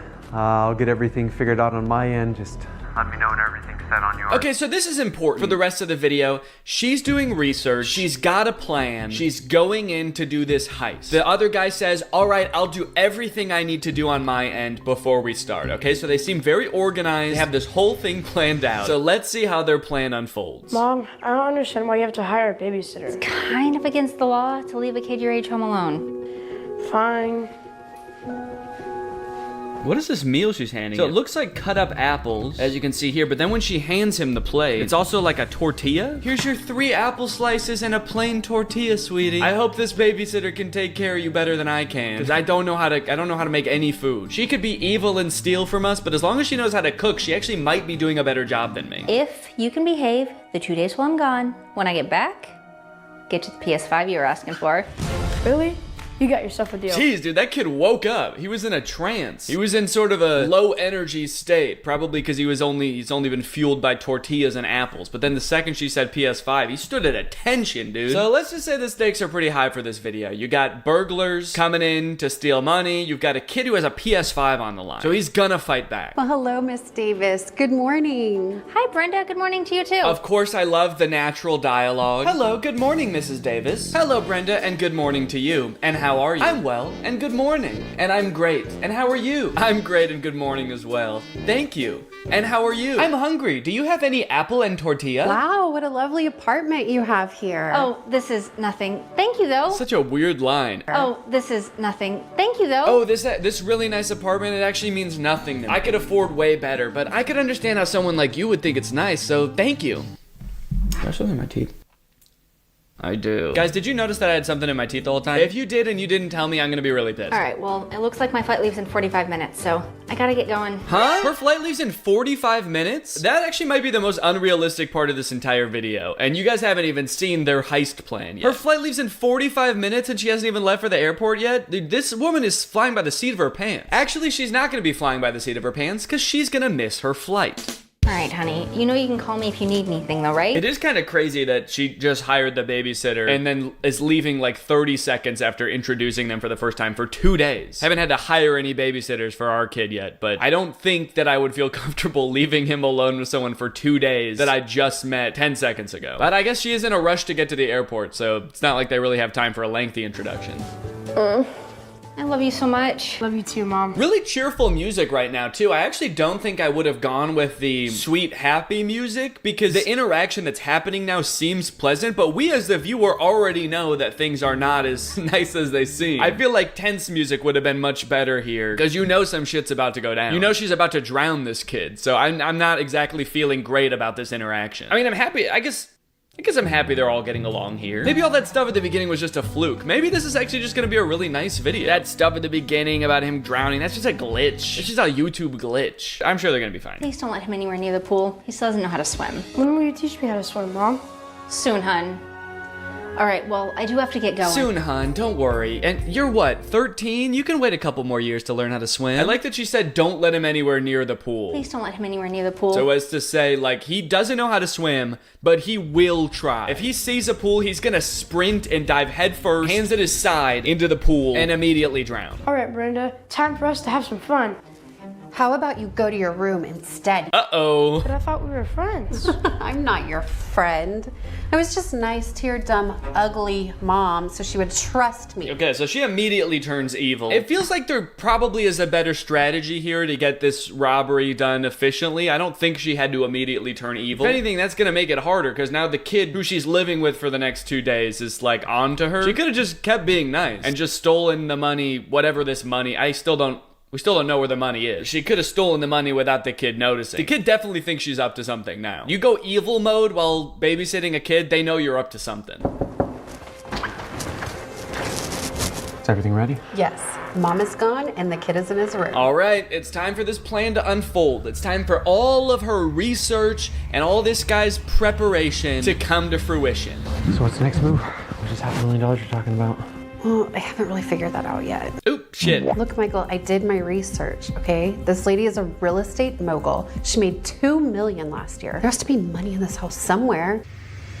No, there doesn't. Most people keep their money in the bank. You think that because she made $2 million last year, that's just gonna be lying around somewhere in the house? That's not how money works anymore. Was this video written in 1930? That'd be crazy if they searched this whole house and they only find like $20 in cash. I don't really keep very much cash on me, so like that's probably how much money you'd find in my house. And they still drown the kid for $20. Like, it's better than nothing.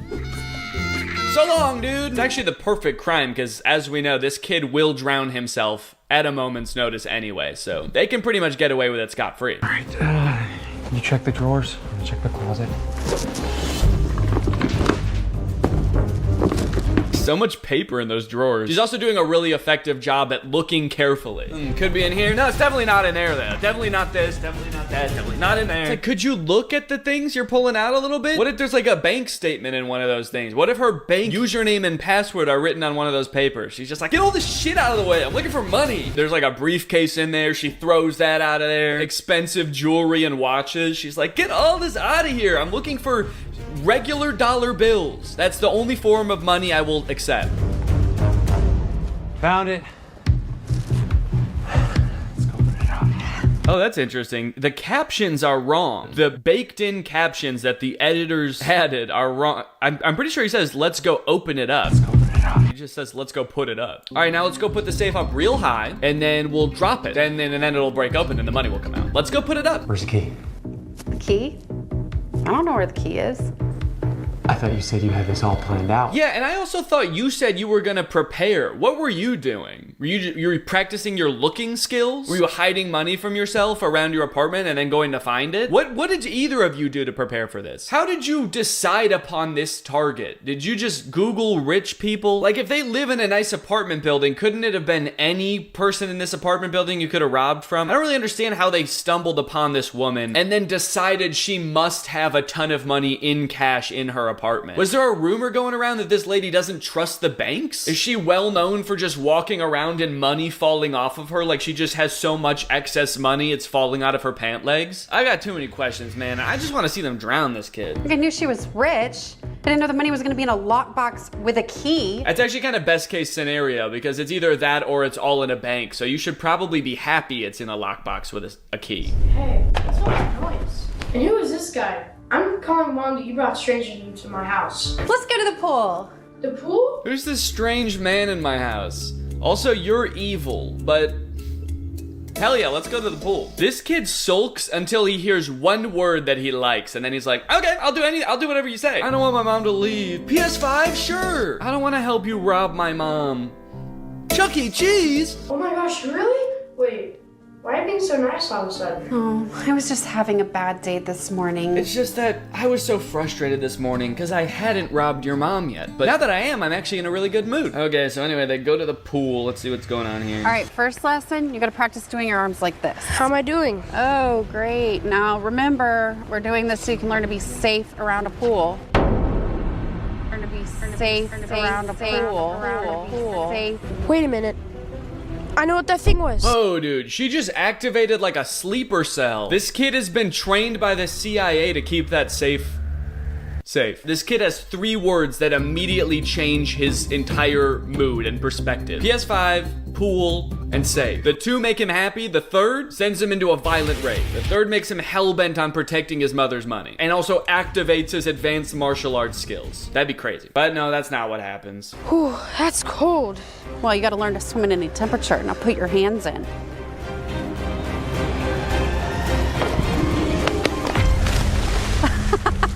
The running start is crazy. She could have easily just given him a little shove and he would have fallen in. But hey, I guess she was just, she was having fun with it. You gotta get a running start.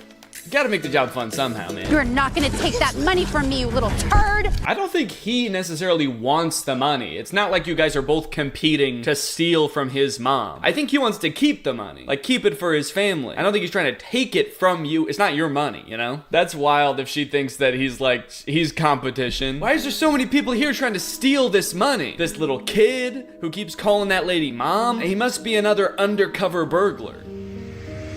I have to kill him. Where's the little kid? I took care of him. It also feels like they could have just taken this safe home. Like, the second they found it, they could have just left. And then the kid would have come out of his room and been like, where's my babysitter? Oh, well. And then they could have just pried it open when they got home. Just seems like a really roundabout way to rob someone, man. But, you know what? They're the professionals, and this is real. This did really happen, so who am I to poke holes in it? I did it. How much money is in there?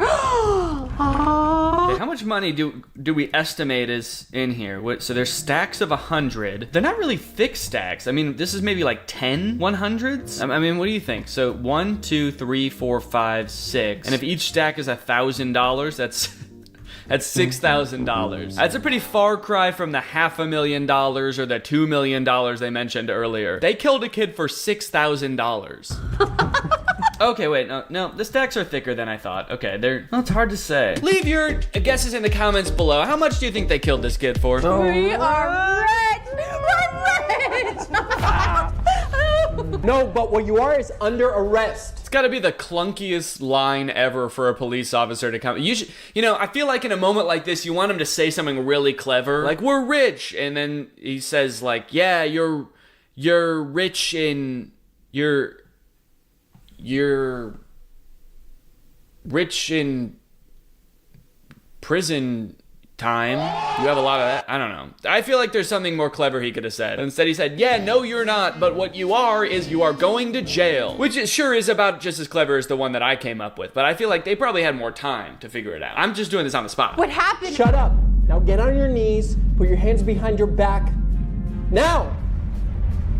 I like that the kid is completely dry now. He got out quick, he dried off, and found a police officer all in the span of like 5 minutes. How did he get out of the pool? He can't swim. He just sort of floated out of the pool and dried off, and there happened to be a police officer right there, and he was like, hey, come help me catch these burglars. How did you get out? Well, I didn't quit. When you left me there drowning in the pool, I was fighting for my life. Well, I was there for a while, but then I heard someone say the word PS5, and my eyes started glowing. I levitated out of the pool, immediately dried off, and then there was a police officer standing right there. Pretty convenient. Eventually, I was able to get out and find a police officer, and I told him... Also, you can clearly see in the background the pool is 3 feet, and I think this kid is taller than 3 feet, so I'm gonna say that he actually could have just stood up. Brenda and Michael were arrested and sentenced to jail for 20 years. It's very important that we were very careful about who we let watch over our children. Yeah, you're one to talk. We all are. It's you that messed up. Just kidding. I know she's an actor. I know the whole thing was fake the whole time. So, joke's on you guys. All right, well, anyway, thank you for watching this video. I think one thing is for sure, guys. That was one evil babysitter. What's up, Greg, and welcome back to another episode of POV, which stands for Pigs on Video. Now, I'm sure a lot of you by now are aware of the POV trend on TikTok, where someone on TikTok will act out a scene and you as the audience are a character in that scene. Some of you may also be aware of the extremely creepy niche within that trend of like daddy POVs. I was originally gonna make a video about those, but then I started to realize that they're too creepy to make fun of and it wouldn't even be funny, it would just be weird. And also by the time I went to go look for them, most of them have been deleted. I guess because the people who made them realized, hey, that's pretty gross. We should probably stop. But I found this dude named Garrett on TikTok. His username is Goverbo. And he had previously made a lot of these daddy TikToks, but he has since deleted them. And I thought it would be kind of interesting to go through his other TikToks that aren't the daddy ones, since he's deleted pretty much all of those. I wanted to see what kind of other TikToks he makes. And it turns out they're pretty much all POVs, and they are all very odd. For those of you who don't know what POVs are, I'll give you a simple one first. This one's called POV, which stands for point of view. You're staying the night at your friend's house when her brother accidentally walks in on you. Pretty much everyone's fantasy, I think we can agree. You're staying at a friend's house, there's a knock on the door, and their brother comes in, and he like eyes you up and down. I think deep down we'd all like our friends' brothers to undress us with their eyes. Just sounds kind of fun. But I would say that them being that innocent is pretty rare with old Goverbo. For example, this one is called Your Boyfriend Snuck Into Your House After You Ignored Him All Day. A pretty reasonable response, honestly. Let's check it out.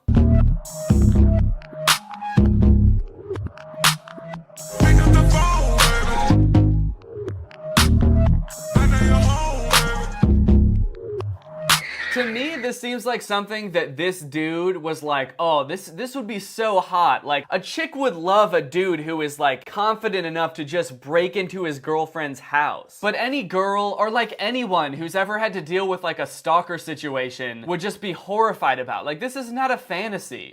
I want me a boyfriend who's not really so much of a boyfriend, but more of a stalker, because I don't really know him, and he keeps texting me. I don't even know how he got my number. But after a day of me not responding, if he he could like break into my house, that would be awesome. Preferably while I'm like taking a shower or some shit. Do you think that he would actually do this? If she's not responding to you all day, like you probably did something wrong, right? Like she's not just ignoring you for no reason, or maybe she's busy, maybe she just wants some space, but you're just like, nah, fuck that. I'm gonna break into her house. And when she finds me, I'm gonna say, pick up the phone, baby. So yeah, kind of like romanticizing a creepy stalker relationship. Not great. Definitely not good, but it gets worse. So let's check it out. POV, you ran away from your kidnapper, but his men found you. Yeah, that's how kidnapping works. Now you're stuck with me, because I kidnapped you. Really nice of him to spell that out for us. Thank you, Goverbo. I don't get how this is like an appealing situation for anyone. You could make the argument that like, sure, lots of people probably think he's cute, but that doesn't mean that you want to be kidnapped by him. Do you know why people get kidnapped? It's not for good reasons. It's not like this dude is like, sorry, I just wanted to kidnap you because I want to be your boyfriend. I want to treat you really nice, and you're free to go whenever, okay? People get kidnapped for really dark, bad reasons. Like, it seems like the point of this is that you're scared that you got kidnapped, but then he takes off his mask and you're like, woo!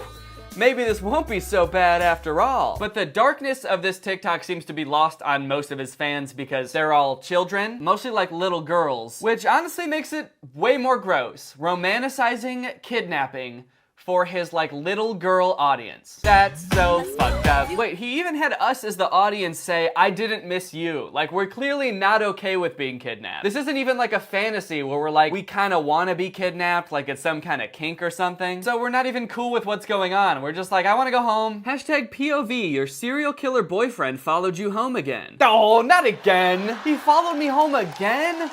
Ugh, when will this serial killer boyfriend learn? I'm sorry, but what the fuck is a serial killer boyfriend? He just kind of throws that into the caption like, we all know what that means, right? We've all had a serial killer boyfriend, or have been a serial killer boyfriend.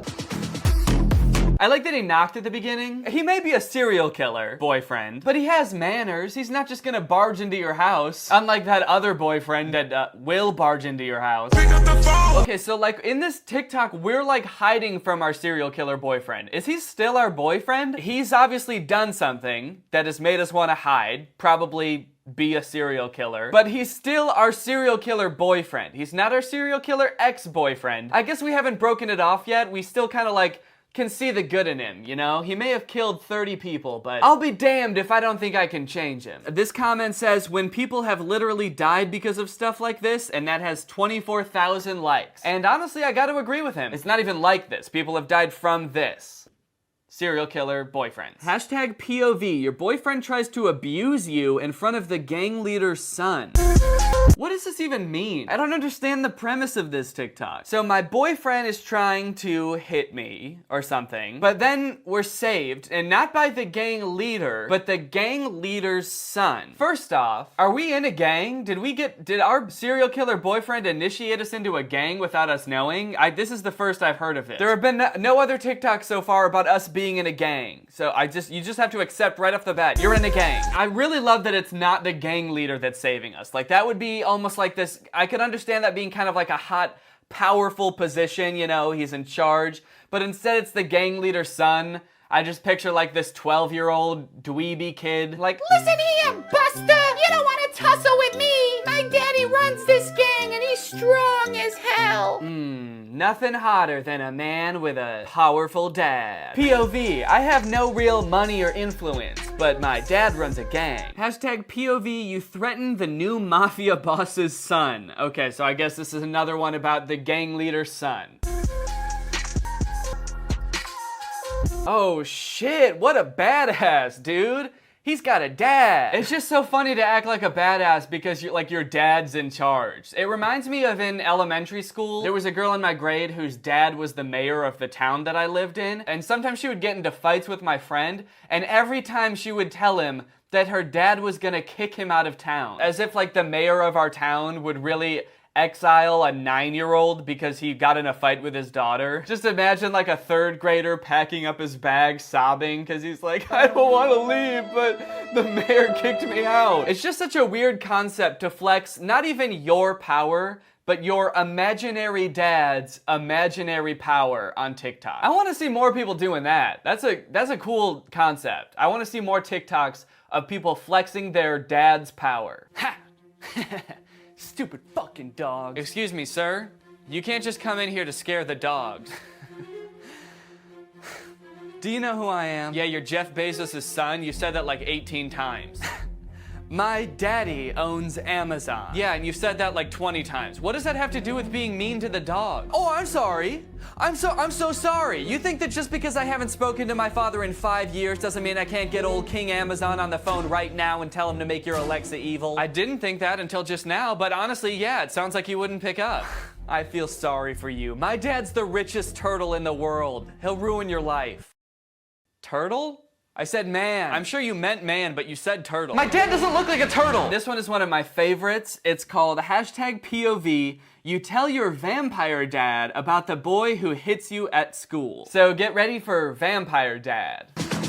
Aw, great! My dad killed my bully. That's what you want, right? My grown-ass supernatural dad murdered a little boy at my school. Thanks, vampire dad! I like that the caption calls him vampire dad, like he's some kind of superhero, like, wow, there goes vampire dad to go kill that kid. Wait, if my dad is a vampire, doesn't that make me a vampire too? Is vampirism, is that genetic? Because if so, I feel like I could have taken care of it myself. I don't even know how I have bullies in the first place. If I'm a vampire, I'm immortal, I can turn into a bat. Who's gonna bully someone that can turn into a bat? You don't want that smoke. You don't want that bat. You don't want that puff of smoke as I turn into a bat. So I really like the concept of this TikTok. I like Vampire Dad a lot. I feel like that provides a lot of good unexplored territory. We could do a lot with Vampire Dad. What I don't like about this TikTok is that this fucking dude doesn't even look like a vampire. He looks like a sexy vampire, like a Twilight vampire. He doesn't even have fangs. He's just some guy. Can you imagine how different this TikTok would be interpreted by like all of his little girl fans if it was like a classic looking vampire? Vampire Dad! Oh, Vampire Dad! A kid went missing at our school today. Oh, no! Was it the boy who bullies you? Yeah! Wait, how'd you know that? Just a lucky guess. Wait, is that him? Huh? Right there! That's my bully! Except he's got like a bite mark on his neck and he looks like a vampire. Oh, yeah! I guess it is. What a coincidence. Dad! Did you try to murder my 8-year-old classmate? Uh-oh, looks like he caught me. Oh, Vampire Dad. Whoops. Wait, so you turned him into a vampire. Doesn't that make him immortal? Oh, fuck, you're right. Oh, great, another vampire one. POV, it's your first time kissing a vampire. Oh, gosh, I'm kind of excited. I didn't know that I would be kissing a vampire today. Gosh, okay, well, here it goes. I wanna be a weekend lover. Yeah, I'ma be the best and Oh, shit, did you bite me? I guess I did. I'm sorry. whatever you got. I wanna mess up your cover. You're bleeding. I guess because I bit you. Why do I seem surprised that he's bleeding if I just bit him? Oh, shit, why the fuck are you bleeding? Gross. He's like, you bit me. The way my lips feel on your body. Moving in the dark. With every breath we take, you're falling. This is my first time kissing a vampire. All right, let's get that straight. I bit him? I'm not a vampire. I'm kissing a vampire, and I bite him. If I'm just a regular ass dude, why would I bite a vampire? Wouldn't he bite me? And on the neck, not on the mouth? Also, how hard did I bite him that he's already got that much blood all over him? I must have really chomped down hard on him. Just Oh boy, and look how he goes back in for that second kiss. Just like, oh yeah, give me some of that. Alright, #POV, we're dancing at a party and your ex walks in. Uh-oh. Well, judging by kind of like the macho persona that this dude puts on, I'm guessing he's gonna like do something to protect me from my ex. Maybe he's my serial killer ex. So let's see what old Goverbo does to protect me, our point of view, and we're his girlfriend. Then who is he kissing? He kisses someone to the left of the screen and then looks at us like they're two different people. Is he kissing our ex? And then he looks right at the camera, right at us, and says, "Can we help you?" What the fuck, dude? I'm dating you and my ex walks into the party and I'm like, oh no, it's my ex. and you kiss him and then look at me and say, can we help you? Not cool.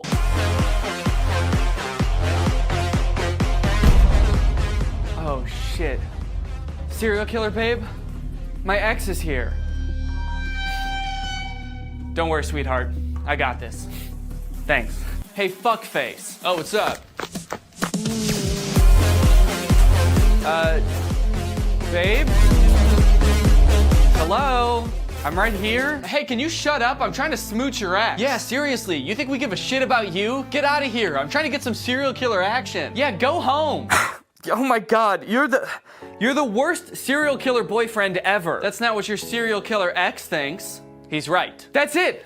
That's it, we're serial killer done. Oh, please, you think you're gonna serial killer break up with me? Well, you can't, because I'm serial killer breaking up with you.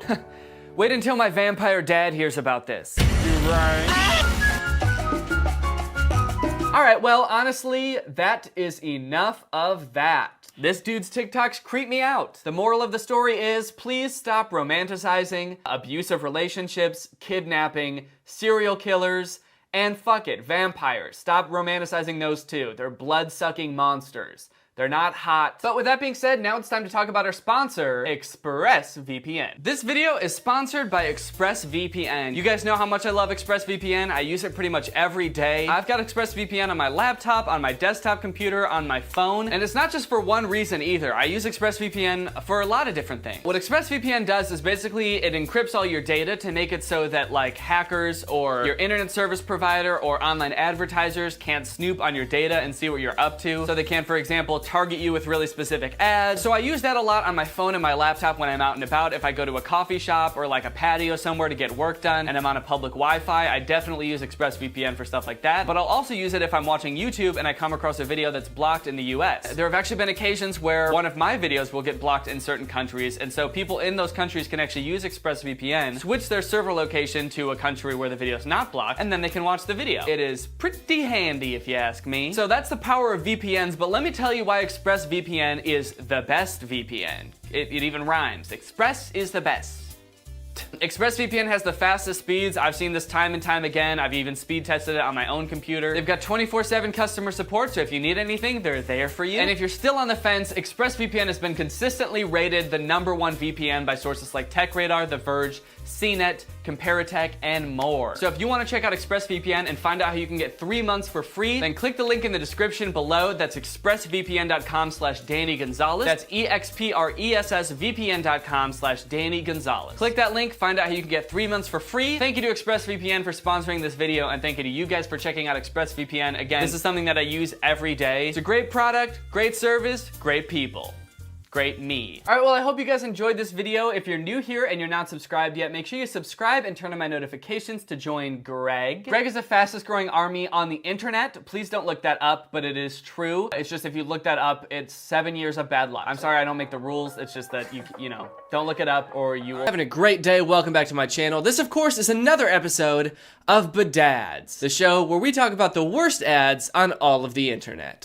I feel like it always looks so dark back there, and the Nutcracker just looks so creepy in the shadows. Ever since I started filming in this new room, I keep thinking like, oh, before I film my next video, I gotta decorate or something, because it looks like I'm just it looks like I'm in a hallway or something. There's just nothing in this room. Comment below what I should decorate this with, and then maybe I'll do it. But for now, I'm just gonna fix him.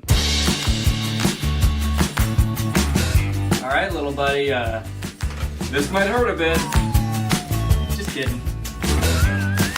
Ta-da! Does that look good? There we are. Okay. All right, don't do that. Oh yeah, okay, that looks better. Now he's all glowy. All right, guys, here we are back doing another episode of Badads. I'm sorry if I sound a little congested or a little sick. It's because I am. I think I might have caught something from Drew. I haven't seen him in a few months, but I did watch his most recent video where he was sick. So I might have caught something from that. All right, guys, well, the world of bad ads, or badads as I call them, is still going strong. Companies are continuing to make bad advertisement after bad advertisement in hopes of making an ad so weird that you have to click on it to see if the game is really like that. I think we all know by now that that's what's going on. I saw this Game of Sultans ad recently where there's this angry looking woman and your options are to either prank her, demote her, or bomb her? Jeez, man. Okay, let's not do anything drastic. What did she do? It looks like he chose prank because she's got a banana peel and the banana's flying out of it. I don't know what kind of prank that is, but at least she's not getting bombed. I've kind of veered away from doing the bedad videos a little bit because I got bored of them. It seemed like the same thing over and over. It was just like a company would put weird text on the ad and then I would be like, whoa, why'd they do that? Plus I did that whole experiment where I made my own ads and that felt like a nice end to the bedad series, a nice little cap on it. But I've really been holding off on it until something big comes up that I actually want to talk about, and that's why I'm doing another one today, because every single person on Twitter has tagged me in this tweet. But first, I wanted to do a little update on last week's video in a segment I like to call the Update Corner.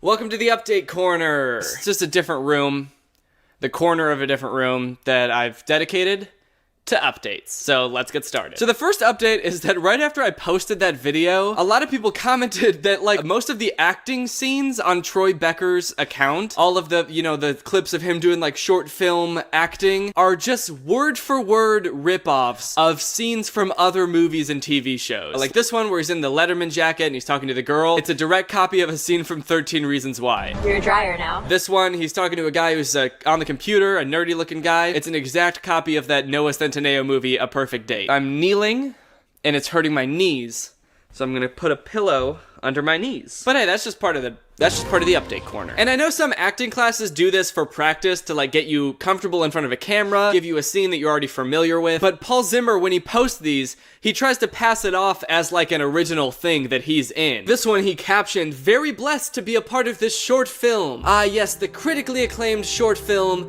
13 Reasons Why. So I can't really figure out what he's trying to accomplish with this. Is he trying to make you think that this is a different thing? He's hoping that you've never seen 13 Reasons Why, which I haven't. Or is he hoping that you have seen 13 Reasons Why, but don't remember what any of the characters look like, so when you see this, you remember it from 13 Reasons Why, and assume that Troy Becker was in 13 Reasons Why. Another weird thing that happened is right after I posted my video, or like a couple hours after I posted my video, his Troy Becker account got deleted. At first I thought he deleted it because he realized, oh shit, I'm doing something weird.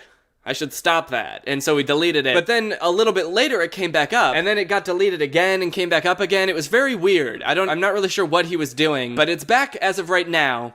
And we got some treats. We got some new treats. Because in the past few days, Paul Zimmer has been posting Instagram comedy videos. Or sorry, Troy Becker has been posting Instagram comedy videos. Paul Zimmer is dead or something. He's off doing whatever else. So this one is called I Hate When That Happens. Let's take a look. So of course, in order to convince you that he's a 16-year-old boy, he has to start the video with him on the phone with his mom, asking if they can have pizza for dinner tonight. You know, like a child. Hey Mom, can you pick up pizza on your way home? Yes. Thank you, Mom. So relatable. You know that relatable moment when your mom is bringing you home pizza? Yes. Yes. Oh, yeah! Yes! Oh. So then he hangs up on his mom, he goes to watch some Netflix, because that's what 16-year-old boys do, but then he clicks on a show, and the TV is so loud that it sends him flying off the couch.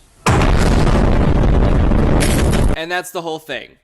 And he hates it when that happens. Don't you hate that relatable 16-year-old moment when your mommy's bringing home pizza, but the Netflix be too loud? Leave a fucking like if you relate, dude. So right off the bat with the first Instagram comedy video, I can tell that his acting skills have improved. Those acting classes that he's been taking, they're paying off. Can you pick up pizza on your way home? This scene has so much emotion. I mean, you can really see it in his face that he's delighted to be talking to his mother. He basically has a religious experience when his mom tells him she'll bring home pizza. The scene really speaks to me, but I find myself wanting more. I want more emotion, Troy. I almost said Paul. I want more emotion, Troy. But luckily, the next scene is a sad one. It's called When Your Crush Dumps You. Wait. Oh...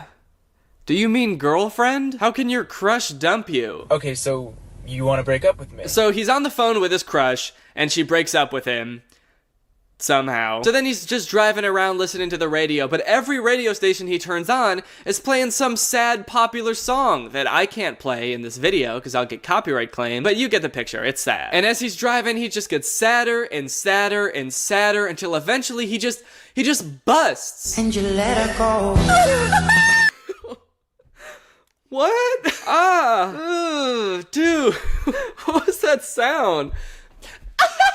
That relatable 16-year-old moment when your crush dumps you? It sounds like a laugh. Damn. I felt that sound in my bones. That's the type of sound, if you play too loud on your TV, it's gonna send you flying over the couch and break your fucking spine. This has gotta be one of the top 10 saddest sounds I've ever heard. It's just kind of funny that Paul Zimmer is going through all this trouble of starting this new persona, this whole new journey with this new character named Troy Becker, where he's giving himself like a second chance, you know? He messed up before, and now he's got a second chance. He's got to really make it count. But then like the Instagram comedy that he starts making, it's just like when the TV too loud, when you go through a breakup and you get sad. Anyway, that's it for this week's episode of The Update Corner. I hope you guys liked it. My knees are killing me. I never want to do this again. I regret thinking of this bit. I'm gonna head back on over to my desk now.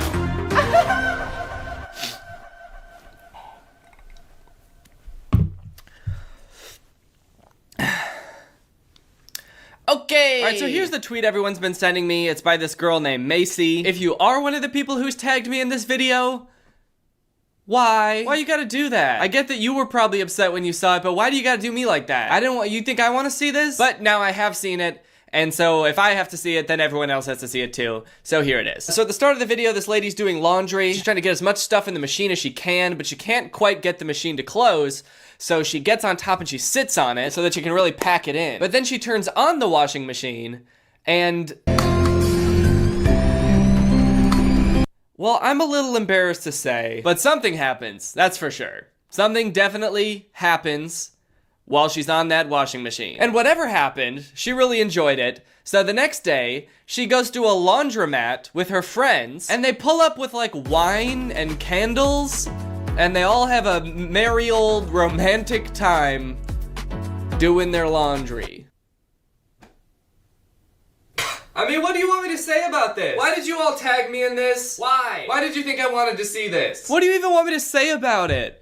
What can I say about it that you don't already know? We all already know it's fucking weird. You don't need me to tell you that, I hope. Okay, wait, no, I know what you're probably wondering. You're probably wondering what this has to do with the game, right? You're probably wondering what this game is. Because the ad just ends with all of these women sitting on their laundry machines. So you're probably wondering what that has to do with the game. Well, the short answer is nothing. This video, as far as I can tell, has absolutely nothing to do with the game that it's advertising. The ad ends with the graphic coming up that says Lily's Garden. The game is called Lily's Garden. They didn't even show a garden in the whole dang ad. If you look at the game on the App Store, it just looks like a game where you grow a garden. You just get upgrades and you have a house. I think you can restore your house. You can unlock new friends. As far as I can tell, there's no mention of laundromats or romance. Kind of funny, actually, because she's sitting on a dryer, but it's making her...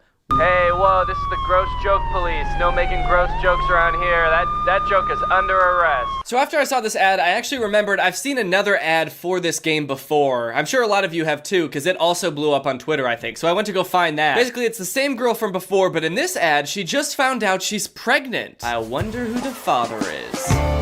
Nope, not that. It's this guy. So she goes to tell her man that she's pregnant, and her man is basically like, oh, fuck that. I'm out of here. And he rides off on a moped. Look, leaving your partner when they tell you they're pregnant is not a cool thing to do. Don't do that. It's not nice. It's a pretty scummy thing to do, if I'm being honest. But if you're gonna do it, that's gotta be one of the coolest ways to do it. Riding a moped into the goddamn sunset? That's dope as hell, no matter the context. Even if you are abandoning your unborn child, that's dope. Then it cuts back to the girl crying, reasonably so, and then it pops up with the graphic, Lily's Garden, play now. Didn't that make you want to play the game? Play it now. Look, your man's leaving you to raise a child by yourself. Sounds fun, right? The thing is, I remember watching this ad, and the first time, I didn't know who the main character of this game was. I didn't know if it was Lily or the man. So I was like, okay, is this game about raising a child by yourself? Or is it about doing whatever he's about to go do? Because he looks like he's about to go do some cool shit. That's a game I would like to play. No, I'm kidding.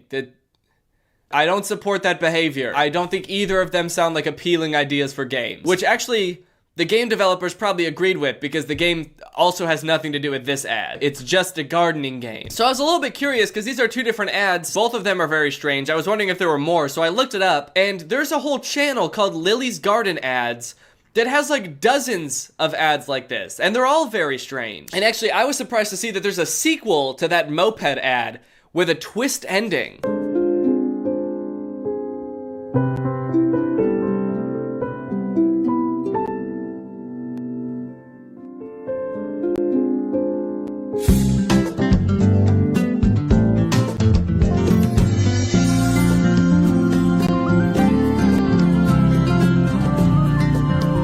Yep, that's right. She was faking it the whole time. She was never even pregnant. She was just faking it because she wanted to get rid of her boyfriend.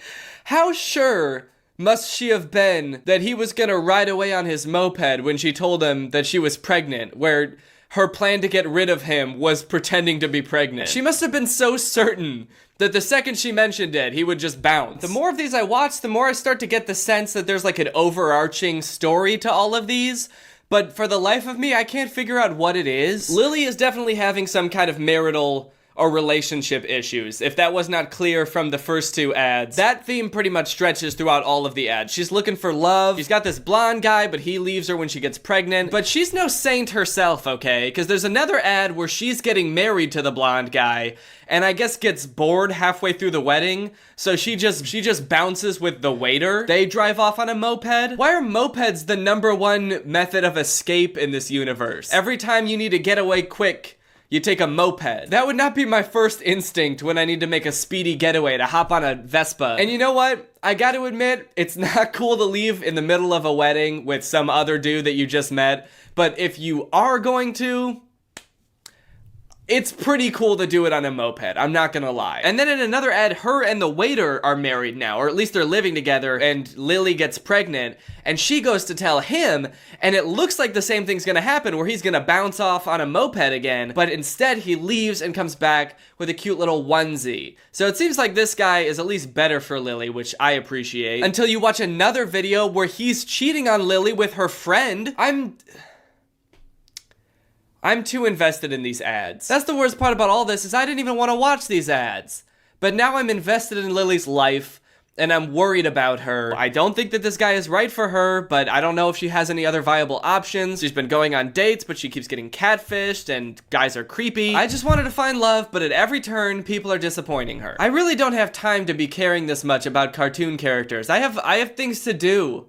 This is not how I wanted to start my 2020. Lily's Garden, if you're watching this, please let me write an ad where all of Lily's problems are solved so you can make it, so I can stop devoting so much energy to this. Alright guys, well I hope you enjoyed this video. If you're new here, make sure you subscribe and turn on my notifications to join Greg. Please comment and tell me what I should fill this room with. I don't have any opinions about anything ever. Thank you, John Scott, for turning on my notifications. You are truly Greg. I'll see you guys next time with a really interesting video where I'm a little self-conscious about whether this sweater's too big or not and makes me look goofy. Bye! This video is over now. Over now. Go find something else to watch, or just watch this video. I know we had a lot of fun. A lot of fun. But you can't stay on this end screen forever. No. This video is over now. Over now. So why are you still watching this? What's up, Greg? It's me, Danny, back with another episode of Coming to Terms with Our Own Mortality. Aging and getting older can be really tough, realizing that you're not the same young guy that you used to be. The other day, I was trying to fix my hair, and long, white, very thick hair fell out of my hair and onto my lap in front of me, and I picked it up, and I looked at it, and I thought, This is probably one of my dog's hairs that got into my hair for some reason, but it would suck if I started getting white hairs pretty soon. And I get the feeling that I'm not really alone in this fear of growing old. It seems like a lot of other content creators also have this this fear. I know I've talked about Brent Rivera and his friends before a lot on this channel, but they do this thing a lot where they pretend like they're in high school and they make videos about being in high school or about being kids or teens when they're all at least 20. I think the twins are even 21. They'll make videos like this where they pretend to be in high school. They even went to some high school. I don't know if it's their old high school or something to make a video. I can't even imagine like going to my old high school to make a video about pretending to be in high school. Like I can't even look at my old high school without, I don't know, pooping? Like, can you imagine being in high school and like every now and again these old guys will come by to shoot a video for their YouTube channel to make it seem like they're in high school? It's just really weird. Brent also has all of these videos on his YouTube channel that are called things like 15 lies every kid tells, how parents see things versus how teens say things. Just all these things that really make it seem like he's trying to just hold on to his youth for as long as possible. And it's a little bit sad, but mostly just creepy. It's like, dude, you're not in high school anymore. Just stop making videos about being in high school. Now, when older YouTubers or content creators post videos like this, it's not only weird and kind of like predatory and creepy, it's also usually not very relatable at all. Like this video that's called Walking Alone versus Walking with Your Friends. When you're alone, you automatically get bullied, you get your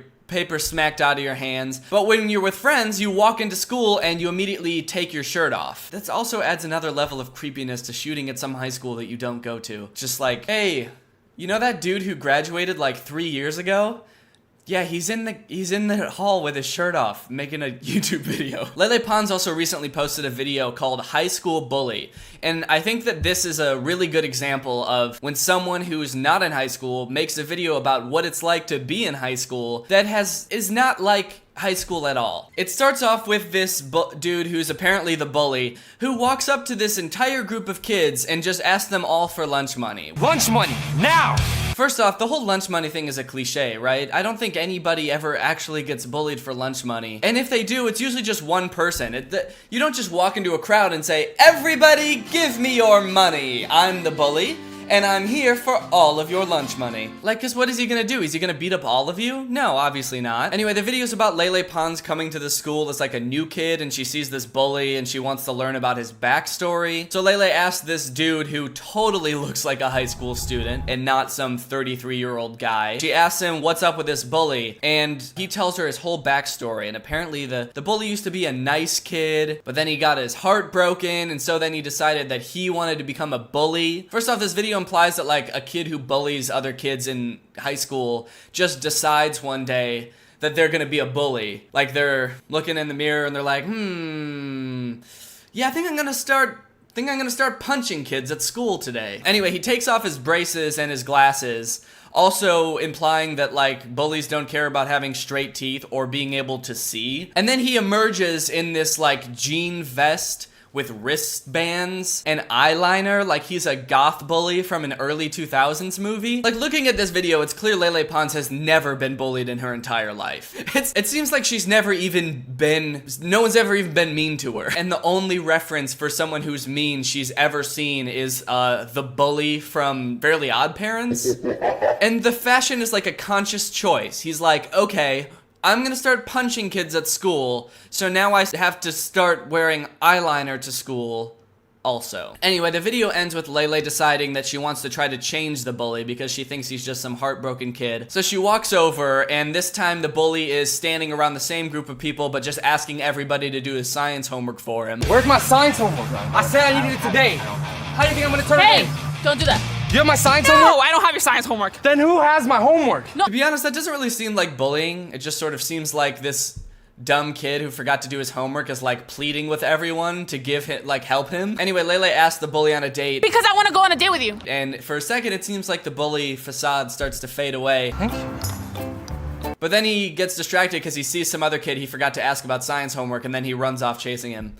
And that's the end of the video. So the moral of the story is you can't change bullies. They're always gonna wanna steal your science homework. There's just like so many things in this video that like just don't make sense. It's like a video for high school kids, about high school kids, written by someone who isn't in high school, and quite honestly, it seems like has never even stepped foot in a public school. It seems like there's been a big problem for people who make this super relatable content. I feel like this stuff sort of started on Vine when it would be like, white people be like, or girls be like, and boys be like. Very surface level relatable stuff. And over time, these Viners have transitioned to Instagram and YouTube, and they've sort of run out of these like surface level things to make videos about, and so they've just sort of run out of ideas. I think it's pretty apparent if you look at Hannah Stocking's YouTube channel. She's got super relatable titles like Dating a DJ, which I think is something that we've all done, or Runaway Bride, which is a very common issue plaguing the high school students of today. Hannah Stocking also has a knack for trying to appeal to high school kids with her videos. This video she posted recently is called Timed Mile in PE. The mile is something that people talk about a lot, is something that they really didn't like about high school. It's a pretty commonly memed about thing. So this should be pretty low-hanging fruit for Hannah Stocking to make a pretty relatable video about, right? Wrong! First off, we have a cast of characters here that seem to range from like being maybe 22 to 30.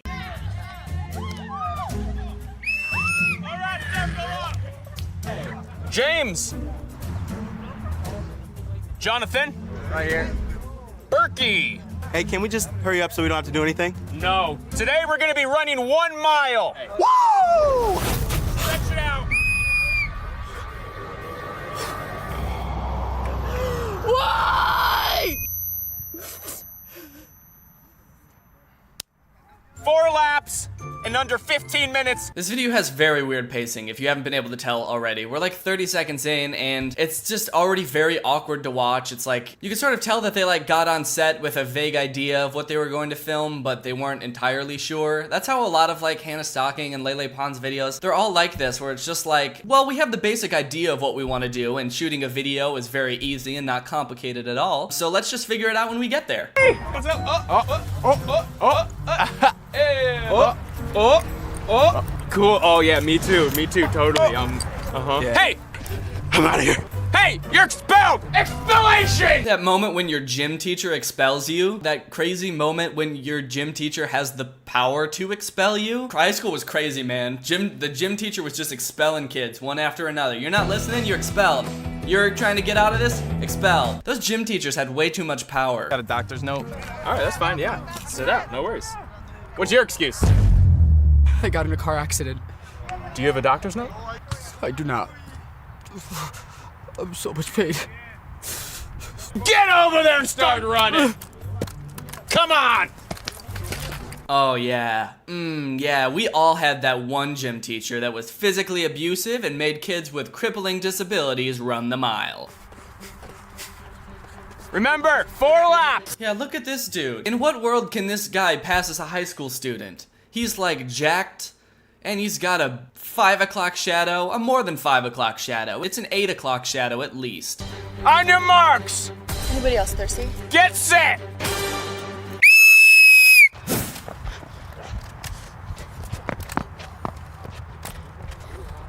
Okay, so this is a skit about running the mile, and I think it really revolves around the characters in this video. There's different types of kids in PE class when running the mile. You've got the kid who tries way too hard, of course. You've got the girl who's not trying at all. Obviously, every gym class has that. Is that a frappuccino? The kid who runs off into the mountains the second the mile starts. Well, actually, wait. And the kid who comes to school the day after getting into a serious car accident without a doctor's note. We all know that kid. That classic character. Ooh, and the chubby slow kid. Haha, yeah! Then there's this weird part where Hannah gets like heat exhaustion and starts hallucinating and sees this like wizard guy who's also her coach. Yes, this is something that I know I certainly have experienced and can relate to on a very deep level. Hallucinating in gym class every day. Anyway, they finally finish the race. Everybody cheers on the chubby kid. He finishes the race last, obviously. And then the coach congratulates them for all finishing the full 4 laps. But then the chubby kid's like, wait a minute, I thought you only said we had to do 1 lap. I thought we were just doing 1. And then this happens. We're going again! Again? He makes all of them do the whole mile again, just because one kid didn't do the whole mile. This is another video about common high school experiences. It's called High School Rivals. We all went to high school and we all had high school rivals. This video starts off in a classic classroom scenario. They're sitting in a room made of cinder blocks, so I guess they're either in prison or a storage unit. Now, I wish the Olympics today would last a lot longer, so I'm gonna make it a project. It's simple. It's simple. All you gotta do is make the Olympics part of your week and then come back and let us know how it goes. So this is how the story is set up. The teacher gives them this vague ass project. He just says, make the Olympics part of your week and then come back and let me know how it goes. There's like, there's no criteria for making the Olympics part of your week. Just somehow do something Olympic related in your week and then come back, and you don't have to write a paper or anything. Just let me know how it goes. I'm just curious. Guys, we have to get an A on this Olympics project. Let's go get some lunch so we can brainstorm some ideas and be prepared. Vultures! I'm not messing with these vultures, man. We shouldn't go this way. We gotta go the long way home. We've never been that way, are you sure? That's Itai's territory. Spooky old vultures. Oh, man! That's our rival West High! Cracked my neck. Looks like West High is crossing over onto East High's turf. Uh-oh, so now they were walking home and they got deterred by some vultures, which happens so much when I was walking home from high school. Spooky old vultures. They came across these kids from their rival high school who were just playing on a playground for some reason. And now it looks like they're having this like West Side Story kind of standoff. Did this ever happen in high school to anyone with their rival high school? The most confrontational that our high school rivalry ever got would be like me occasionally saying to my friends, I wish our theater program was as well funded as theirs was. And that was about as savage as things got over there. You know what happens when you come to our turf, right? We're gonna have to battle! You guys, I'm scared. What do we do? I don't know, don't we have to go home and do our Olympics project? But they're our rivals. We can't back down. We gotta battle. Yeah, we gotta battle, guys. So let's battle them. We'll battle you. Olympic style! Yeah! It's a beautiful sunny day here in downtown Los Angeles, where two competing high schools are competing in their very own little Olympics. The plots of these are so confusing. They met their rival high school and they wanted to battle, but they also had to finish this vague Olympics project. And so they're gonna just combine the two things and they're gonna battle these kids with this Olympic style competition. The news is here for some reason. They have a referee. They have this whole thing set up. I mean, they must really hate each other to work together so well to coordinate this whole thing. I mean, this is a whole event. You gotta really hate somebody to organize an entire event around kicking their butts. Anyways, the rest of the video is just them competing in these weird, made-up events that are somehow Olympic-like. You're probably wondering, well, do they get an A on the project? You never really find out. They finish the whole competition and the ref is about to crown a winner when one of the kids gets picked up by an awful looking CG vulture and carried away, and the video just ends with everyone screaming, Down here! Rip its wings off!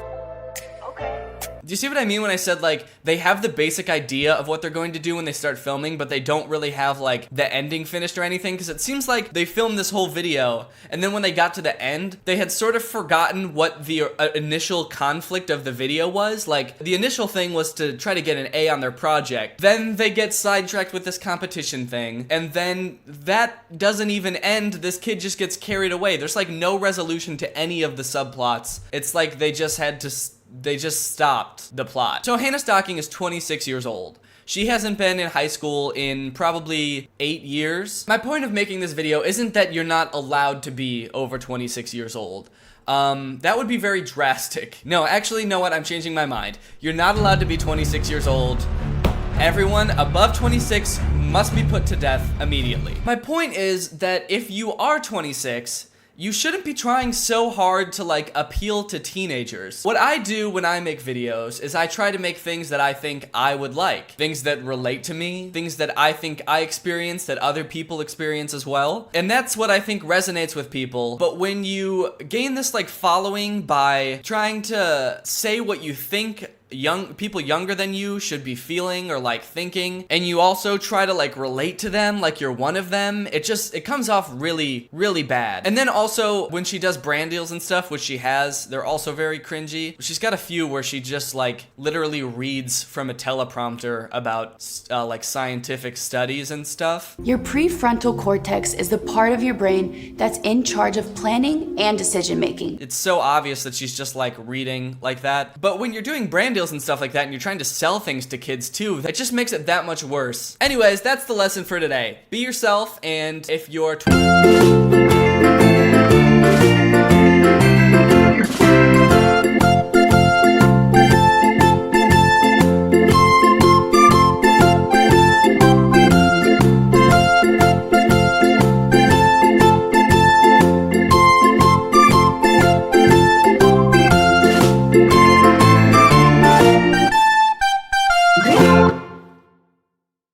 You guys may remember a few years ago when I tried to make a viral TikTok song. So I made up a fake musical artist, I disguised myself so that people wouldn't know it was me, and I released a song under a pseudonym, Fox Season. But despite me disguising myself to the best of my abilities, it did not work. Everyone knew it was me right away, and I was humiliated. Well, did you know that that entire thing has actually happened before, but instead of with me, it was with one of the biggest musical artists of all time?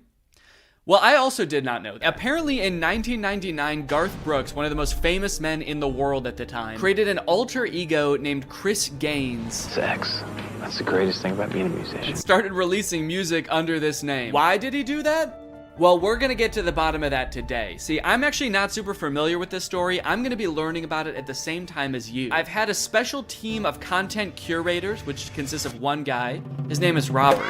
Put together all of the necessary materials for us to figure out what exactly happened back in 1999. Okay, first off, who is Garth Brooks? I gotta admit, I am not super well versed on Garth Brooks. 1999 is when I was 5 years old. I wasn't listening to a ton of country music back then, but according to this bio on his website, he remains the #1 selling solo artist in US history, certified by the RIAA with 157 million album sales. Brooks is the first and only artist in history to receive 9 Diamond Awards for the now 9 albums certified at over 10 million. So when I say this guy was popular, this dude was like the guy. He was that guy in the 1990s. Now let me see what his like most popular song was. Okay, so The Dance, Friends in Low Places. Okay, I definitely know that song. I got friends in low places. That's his famous song about his friends being trapped in a well.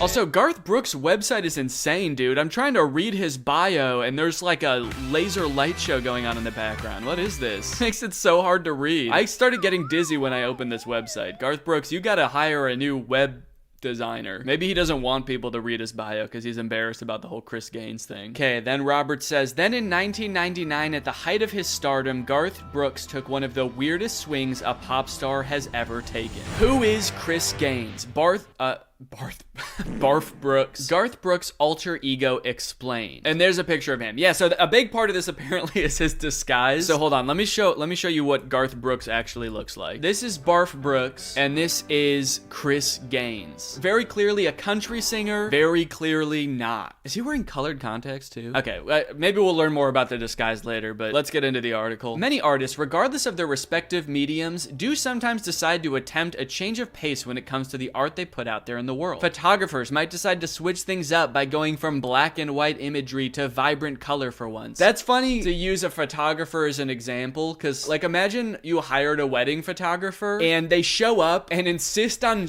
like shooting your wedding photos in a different style than what you agreed on. But not only that, they're also in a disguise. They're super emo looking with their hair over one eye, and they're like, I was thinking that we could do all of your photos in black and white with just like one pop of color. Maybe just like only red. While not many musicians will take on a whole new identity for change of artistic pace, but award-winning country music superstar Garth Brooks did. The guitar-playing legend once went completely against the grain by taking on a whole alter ego. He changed his hairstyle and outfits and released an album under the name of Chris Gaines. Side note, every time I read the words Chris Gaines, I am gonna accidentally think of Chip Gaines, of Chip and Joanna Gaines. The house renovator from Fixer Upper. Maybe that's him too, dude. We don't know. I've actually never seen Garth Brooks and Chris Gaines and Chip Gaines all in the same room together. Was this like as his career was starting to fade into irrelevance, or is this like at the height of his fame? It seems like it was at the height of his fame. That makes it so much more insane. I could see like after your prime, you wanting to switch it up and do something else, but trying to do both at once? He was still Garth Brooks. I wonder if they ever collab. In 1999, Garth Brooks and his production company Red Stroke Entertainment began to develop a film project that was meant to be a dramatic portrayal of a popular rock and roll musician named Chris Gaines. It was given the title The Lamb, but not much else detail at that point. Gaines was Australian, had dark hair, and even a soul patch, but not quite the features Brooks fans were used to at all. Every detail about Gaines was created by Brooks himself, apart from the songs, which were written by several other songwriters, including country music superstar Trisha Yearwood. Oh, who would later become Brooks' wife. Oh, that's a weird turn of events. Okay.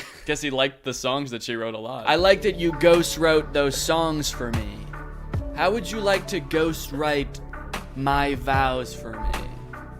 Will you marry me? And I'm serious about the vows thing. I don't want to write my own vows, if that's cool. Wait, so this started as a movie role? He was making a movie and created a character named Chris Gaines. And then at some point, he just becomes the character? Is this gonna be like Austin Butler? How he just became Elvis after Elvis? To build hype for the upcoming movie, Brooks embodied the role of the fictional rock icon by releasing an album, Garth Brooks in The Life of Chris Gaines, in October of that year. The album was tied into the planned film that at the time had no projected release date. Okay, so is he trying to trick people or not? It kind of seems like he's not from this article. I mean, his name is in the album title. If he was trying to fool people, he would be doing a really bad job. It'd be like Hannah Montana releasing an album called I'm Miley Cyrus. The public's reception of Gaines. Oh, and we've got a song here. Chris Gaines, Lost in You.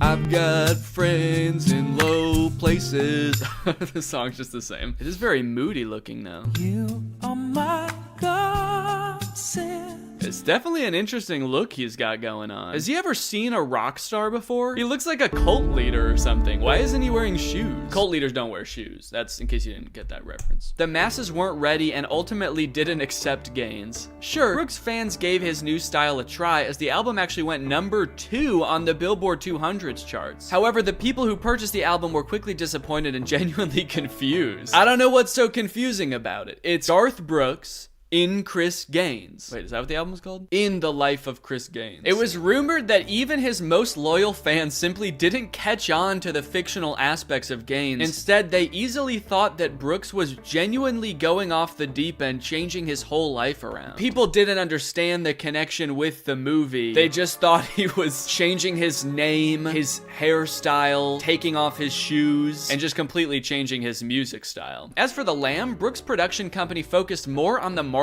and promotion of the music, forcing any basic foundations of even just the movie's production to fall by the wayside. By early 2001, anything involving a potential movie seemingly stopped, and the life of Chris Gaines quickly went from destined to disappearing. So they never released the movie. Well, yeah, that's gonna make it way more confusing. I could definitely understand people thinking that you went insane. Actually, Garth. Is that his real name, Garth? Is that a name? Just sort of realized I've never heard that name before. Is he an alter ego? What is behind the name Garth? Makes it sound like it's some kind of evil plot. Who's behind this name? We have to get to the bottom of it, and we have to stop them. A garth is an enclosed quadrangle or yard, especially one surrounded by a cloister. What the fuck is going on? What am I reading? I think I clicked the wrong article. Oh, it is possible that the name Garth comes from Gareth. Okay, that's what I was looking for. Thank you for the quadrangle explanation. But it wasn't a total waste. The single Lost in You did make it to the Billboard Hot 100 Top 40 charts, which is still Brooks' only track in his career to appear on the list. Huh? How is that possible? Didn't we just learn he's like the most popular artist of all time? The song even went gold in the year it was released. The album as a whole did reach platinum status in Canada and double platinum in the United States as well. So it wasn't all bad. It was his most popular song of all time, and people actually turned out to like Chris Gaines way better than Garth Brooks. How much do you want to bet the movie wasn't even a real thing that was gonna happen? It kind of seems like maybe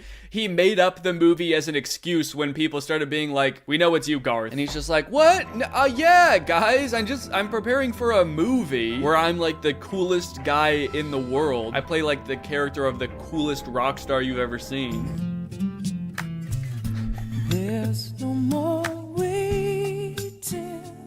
Okay, the vibe I'm getting from this music video is that he was genuinely trying to convince people that this was a real person named Chris Gaines and not Garth Brooks. Because he's hiding his face so much. His hair is covering his eyes. Every shot of him, he's like half in shadow and turning away from the camera. Or they're adding some strange blur effect to him. I'm really Danny, but you'll never tell. It's so funny to release a new artist to the world and like their debut single, when you get a chance to like really get to know the artist for the first time, to be like, I'm a new artist. Do you guys like my music? Do you like what I look like? They're filming Chris Gaines like he's Bigfoot. I'm trying to imagine if this, like, if a music video like this came out today from one of the most popular artists pretending to be someone else. Like if Taylor Swift released a music video, but she just like looked kind of different and was like trying to cover her face the whole time and be like, I'm not Taylor Swift. How confused would everyone be? That would be so strange. Okay, this is a clip of Garth Brooks promoting his episode of Saturday Night Live featuring Chris Gaines as the musical guest. Hey everybody, I'm Garth Brooks and I get to host Saturday Night Live this weekend. My musical guest is gonna be Chris Gaines. Now, of course, I wanted to play the music, but Mango wanted Chris. He's even pretending to be offended that they didn't ask him to be the musical guest. I'm feeling a little bit of cheekiness here. I feel like he's playing into it a little bit, the absurdity of it, so I'm not totally convinced that he's actually trying to pretend like Chris Gaines is a real person. Although maybe the cheekiness is just to give himself deniability so that when people find out it's him, that he can be like, no, I never... You guys, I was joking the whole time. I thought you knew that. Look how cheeky I was being. Okay, now we have Garth Brooks introducing Chris Gaines as the musical guest on SNL. Ladies and gentlemen, Chris Gaines.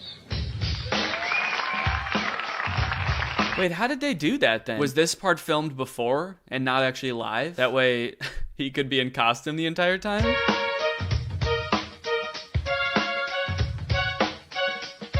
It is kind of a really long intro. Maybe this was live, and right after it cuts away from him, he has to sprint backstage. During this intro, he's like rapidly changing his costume. He's putting on his dark hair. He comes out, he's all fucked up and out of breath. Hi guys, I'm Chris Gaines. Okay, here he comes.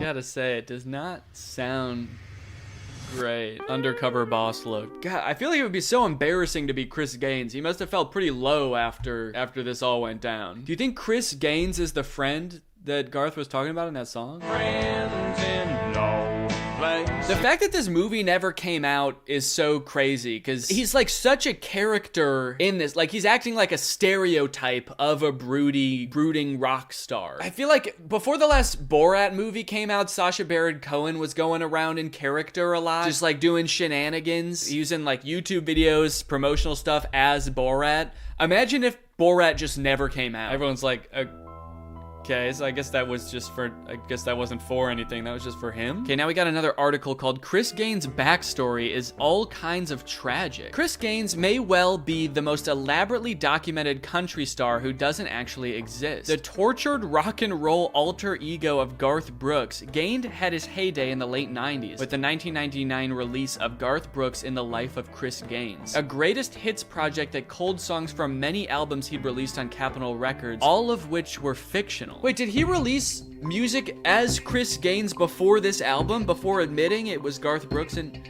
okay, did I totally misunderstand that? I gotta look up Chris Gaines' discography now. I go to Chris Gaines' Wikipedia page and it's like, Chris Gaines is a type of quadrangle or yard. Okay, so Garth Brooks in the Life of Chris Gaines is the only album that Chris Gaines released, but the single for that album, Lost in You, was released earlier than the album, but it still says Garth Brooks as Chris Gaines even on the single. Again, I can still understand why people would be weirded out with this, having no knowledge of a movie in the works. Definitely does seem like a weird thing to do. When it comes to the Chris Gaines project, it's tough to separate fact from fiction. Don't think it's that hard. I think Garth Brooks is the real one. Chris Gaines is the fake one. Are they suggesting we're not sure? He might have been Chris Gaines the whole time and Garth is the made-up one. We still don't know what is behind Garth. As intricately detailed as Gaines' musical exploits are, his backstory is just as fleshed out, and the details of the singer's life are as tumultuous as they are plentiful. Okay, so they like made up a whole fake backstory for him? For example, his dad died after a prolonged battle with cancer, leading Gaines down a path toward a debilitating sex addiction. That's not all. Gaines' home was burned burned to the ground by arsonists, and he was betrayed and financially extorted by the manager who helped launch his career, whom he also slept with in the throes of his sex addiction. How crazy would it be if, like, the person perpetrating all of this betrayal and financial extortion was Garth Brooks in this made-up backstory? He just accidentally makes himself out to be this huge asshole. The list goes on. Gaines nearly lost his life in a car crash that had severely injured his face, ultimately permanently changing the way he looks. Maybe that's why he's covering his face with his hair all the time and doesn't want to be seen by the camera. And perhaps most centrally to the torment that plagued his career, he lost a good friend and musical partner named Tommy in a horrific plane crash. Has anything bad not happened to Chris Gaines? Like, we get it, he makes dark music, so it makes sense for him to have a dark past. You don't need to throw everything in there. What was this movie gonna be? It's just a series of bad things happening to this guy. Sounds like a miserable movie. If Gaines were a real person and his life had truly taken place, it would be tragic. But as a fictional narrative, it's a testament to how hard Brooks and his collaborators worked on every detail of the Chris Gaines project. Yeah, it seems like they worked really hard Googling worst things that could happen to you and then just shoving them all in the script. When Brooks first debuted Gaines' work, some fans hailed it as a great rock and roll joke, while others were puzzled. Probably the worst reception you could get for a new piece of art you put out into the world. You wake up the morning of your album's release and ask your manager, what are people thinking of it? Are the reviews in? Your manager's like, yeah, well, you know, some people think it's a joke, but other people are confused. So, you know. Pitchfork gave it 2 question marks. So apparently VH1 made a behind the life of Chris Gaines, acting like Chris Gaines was a real person, where they go through like his tormented life. And it's 40 minutes long. Oh my God. I think this is also the worst quality video on YouTube. It's crazy. Chris Gaines' solo career took him to the top of the charts. Then his manager took him to the cleaners. I turned Chris Gaines from a nobody into a superstar. They even interviewed the manager who financially extorted him. That's crazy. I remember going over to Chris's house. He was packing and... They have like fake friend interviews, fake manager interviews. He was trying to make Chris Gaines real. He was. It's weird because it's like he's trying to play it off as a character and real at the same time. Part of me feels like if it worked and no one like called him out on it, he was just gonna become Chris Gaines and act like Garth Brooks never happened. Okay, so there's a video of him from 2023 talking about it. So let's see what he has to say in hindsight. And now when people speak of the Gaines Project, all they talk about is the music. I like that. Yeah, of course you would. No one's talking about the insane thing that I did, just the music. Just how I like it. The Chris Gaines Project, if you just left it alone with all the shit it went through, if you just left it alone, the music was eventually going to start speaking. I like that it's like, also just leave it alone for a long time. Eventually you'll like it. Everyone stop talking about, stop making fun of me for a little bit, and then the music will speak for itself. The Chris Gaines Project was Chris Gaines' greatest hits. Technically, those songs had to come from previous albums. Yeah, just 5 of them. So what are your thoughts on revisiting that? The 5 albums have to come out. The 5 albums have to come out. Yo! The 5 albums have to come out. Okay. Could we finally get a Chris Gaines comeback season? During an extensive Q&A at Billboard Live, in conversation, the country star confirmed his intentions to release more music as the controversial character. Well, I, for one, am very excited and cannot wait for Chris Gaines to come back. And Chris, if you ever want to collab on a song, I know a really great up-and-coming musical artist named Fox Season who would love to work with you. All right, well, that's it. I'll see you guys next time. Bye-bye.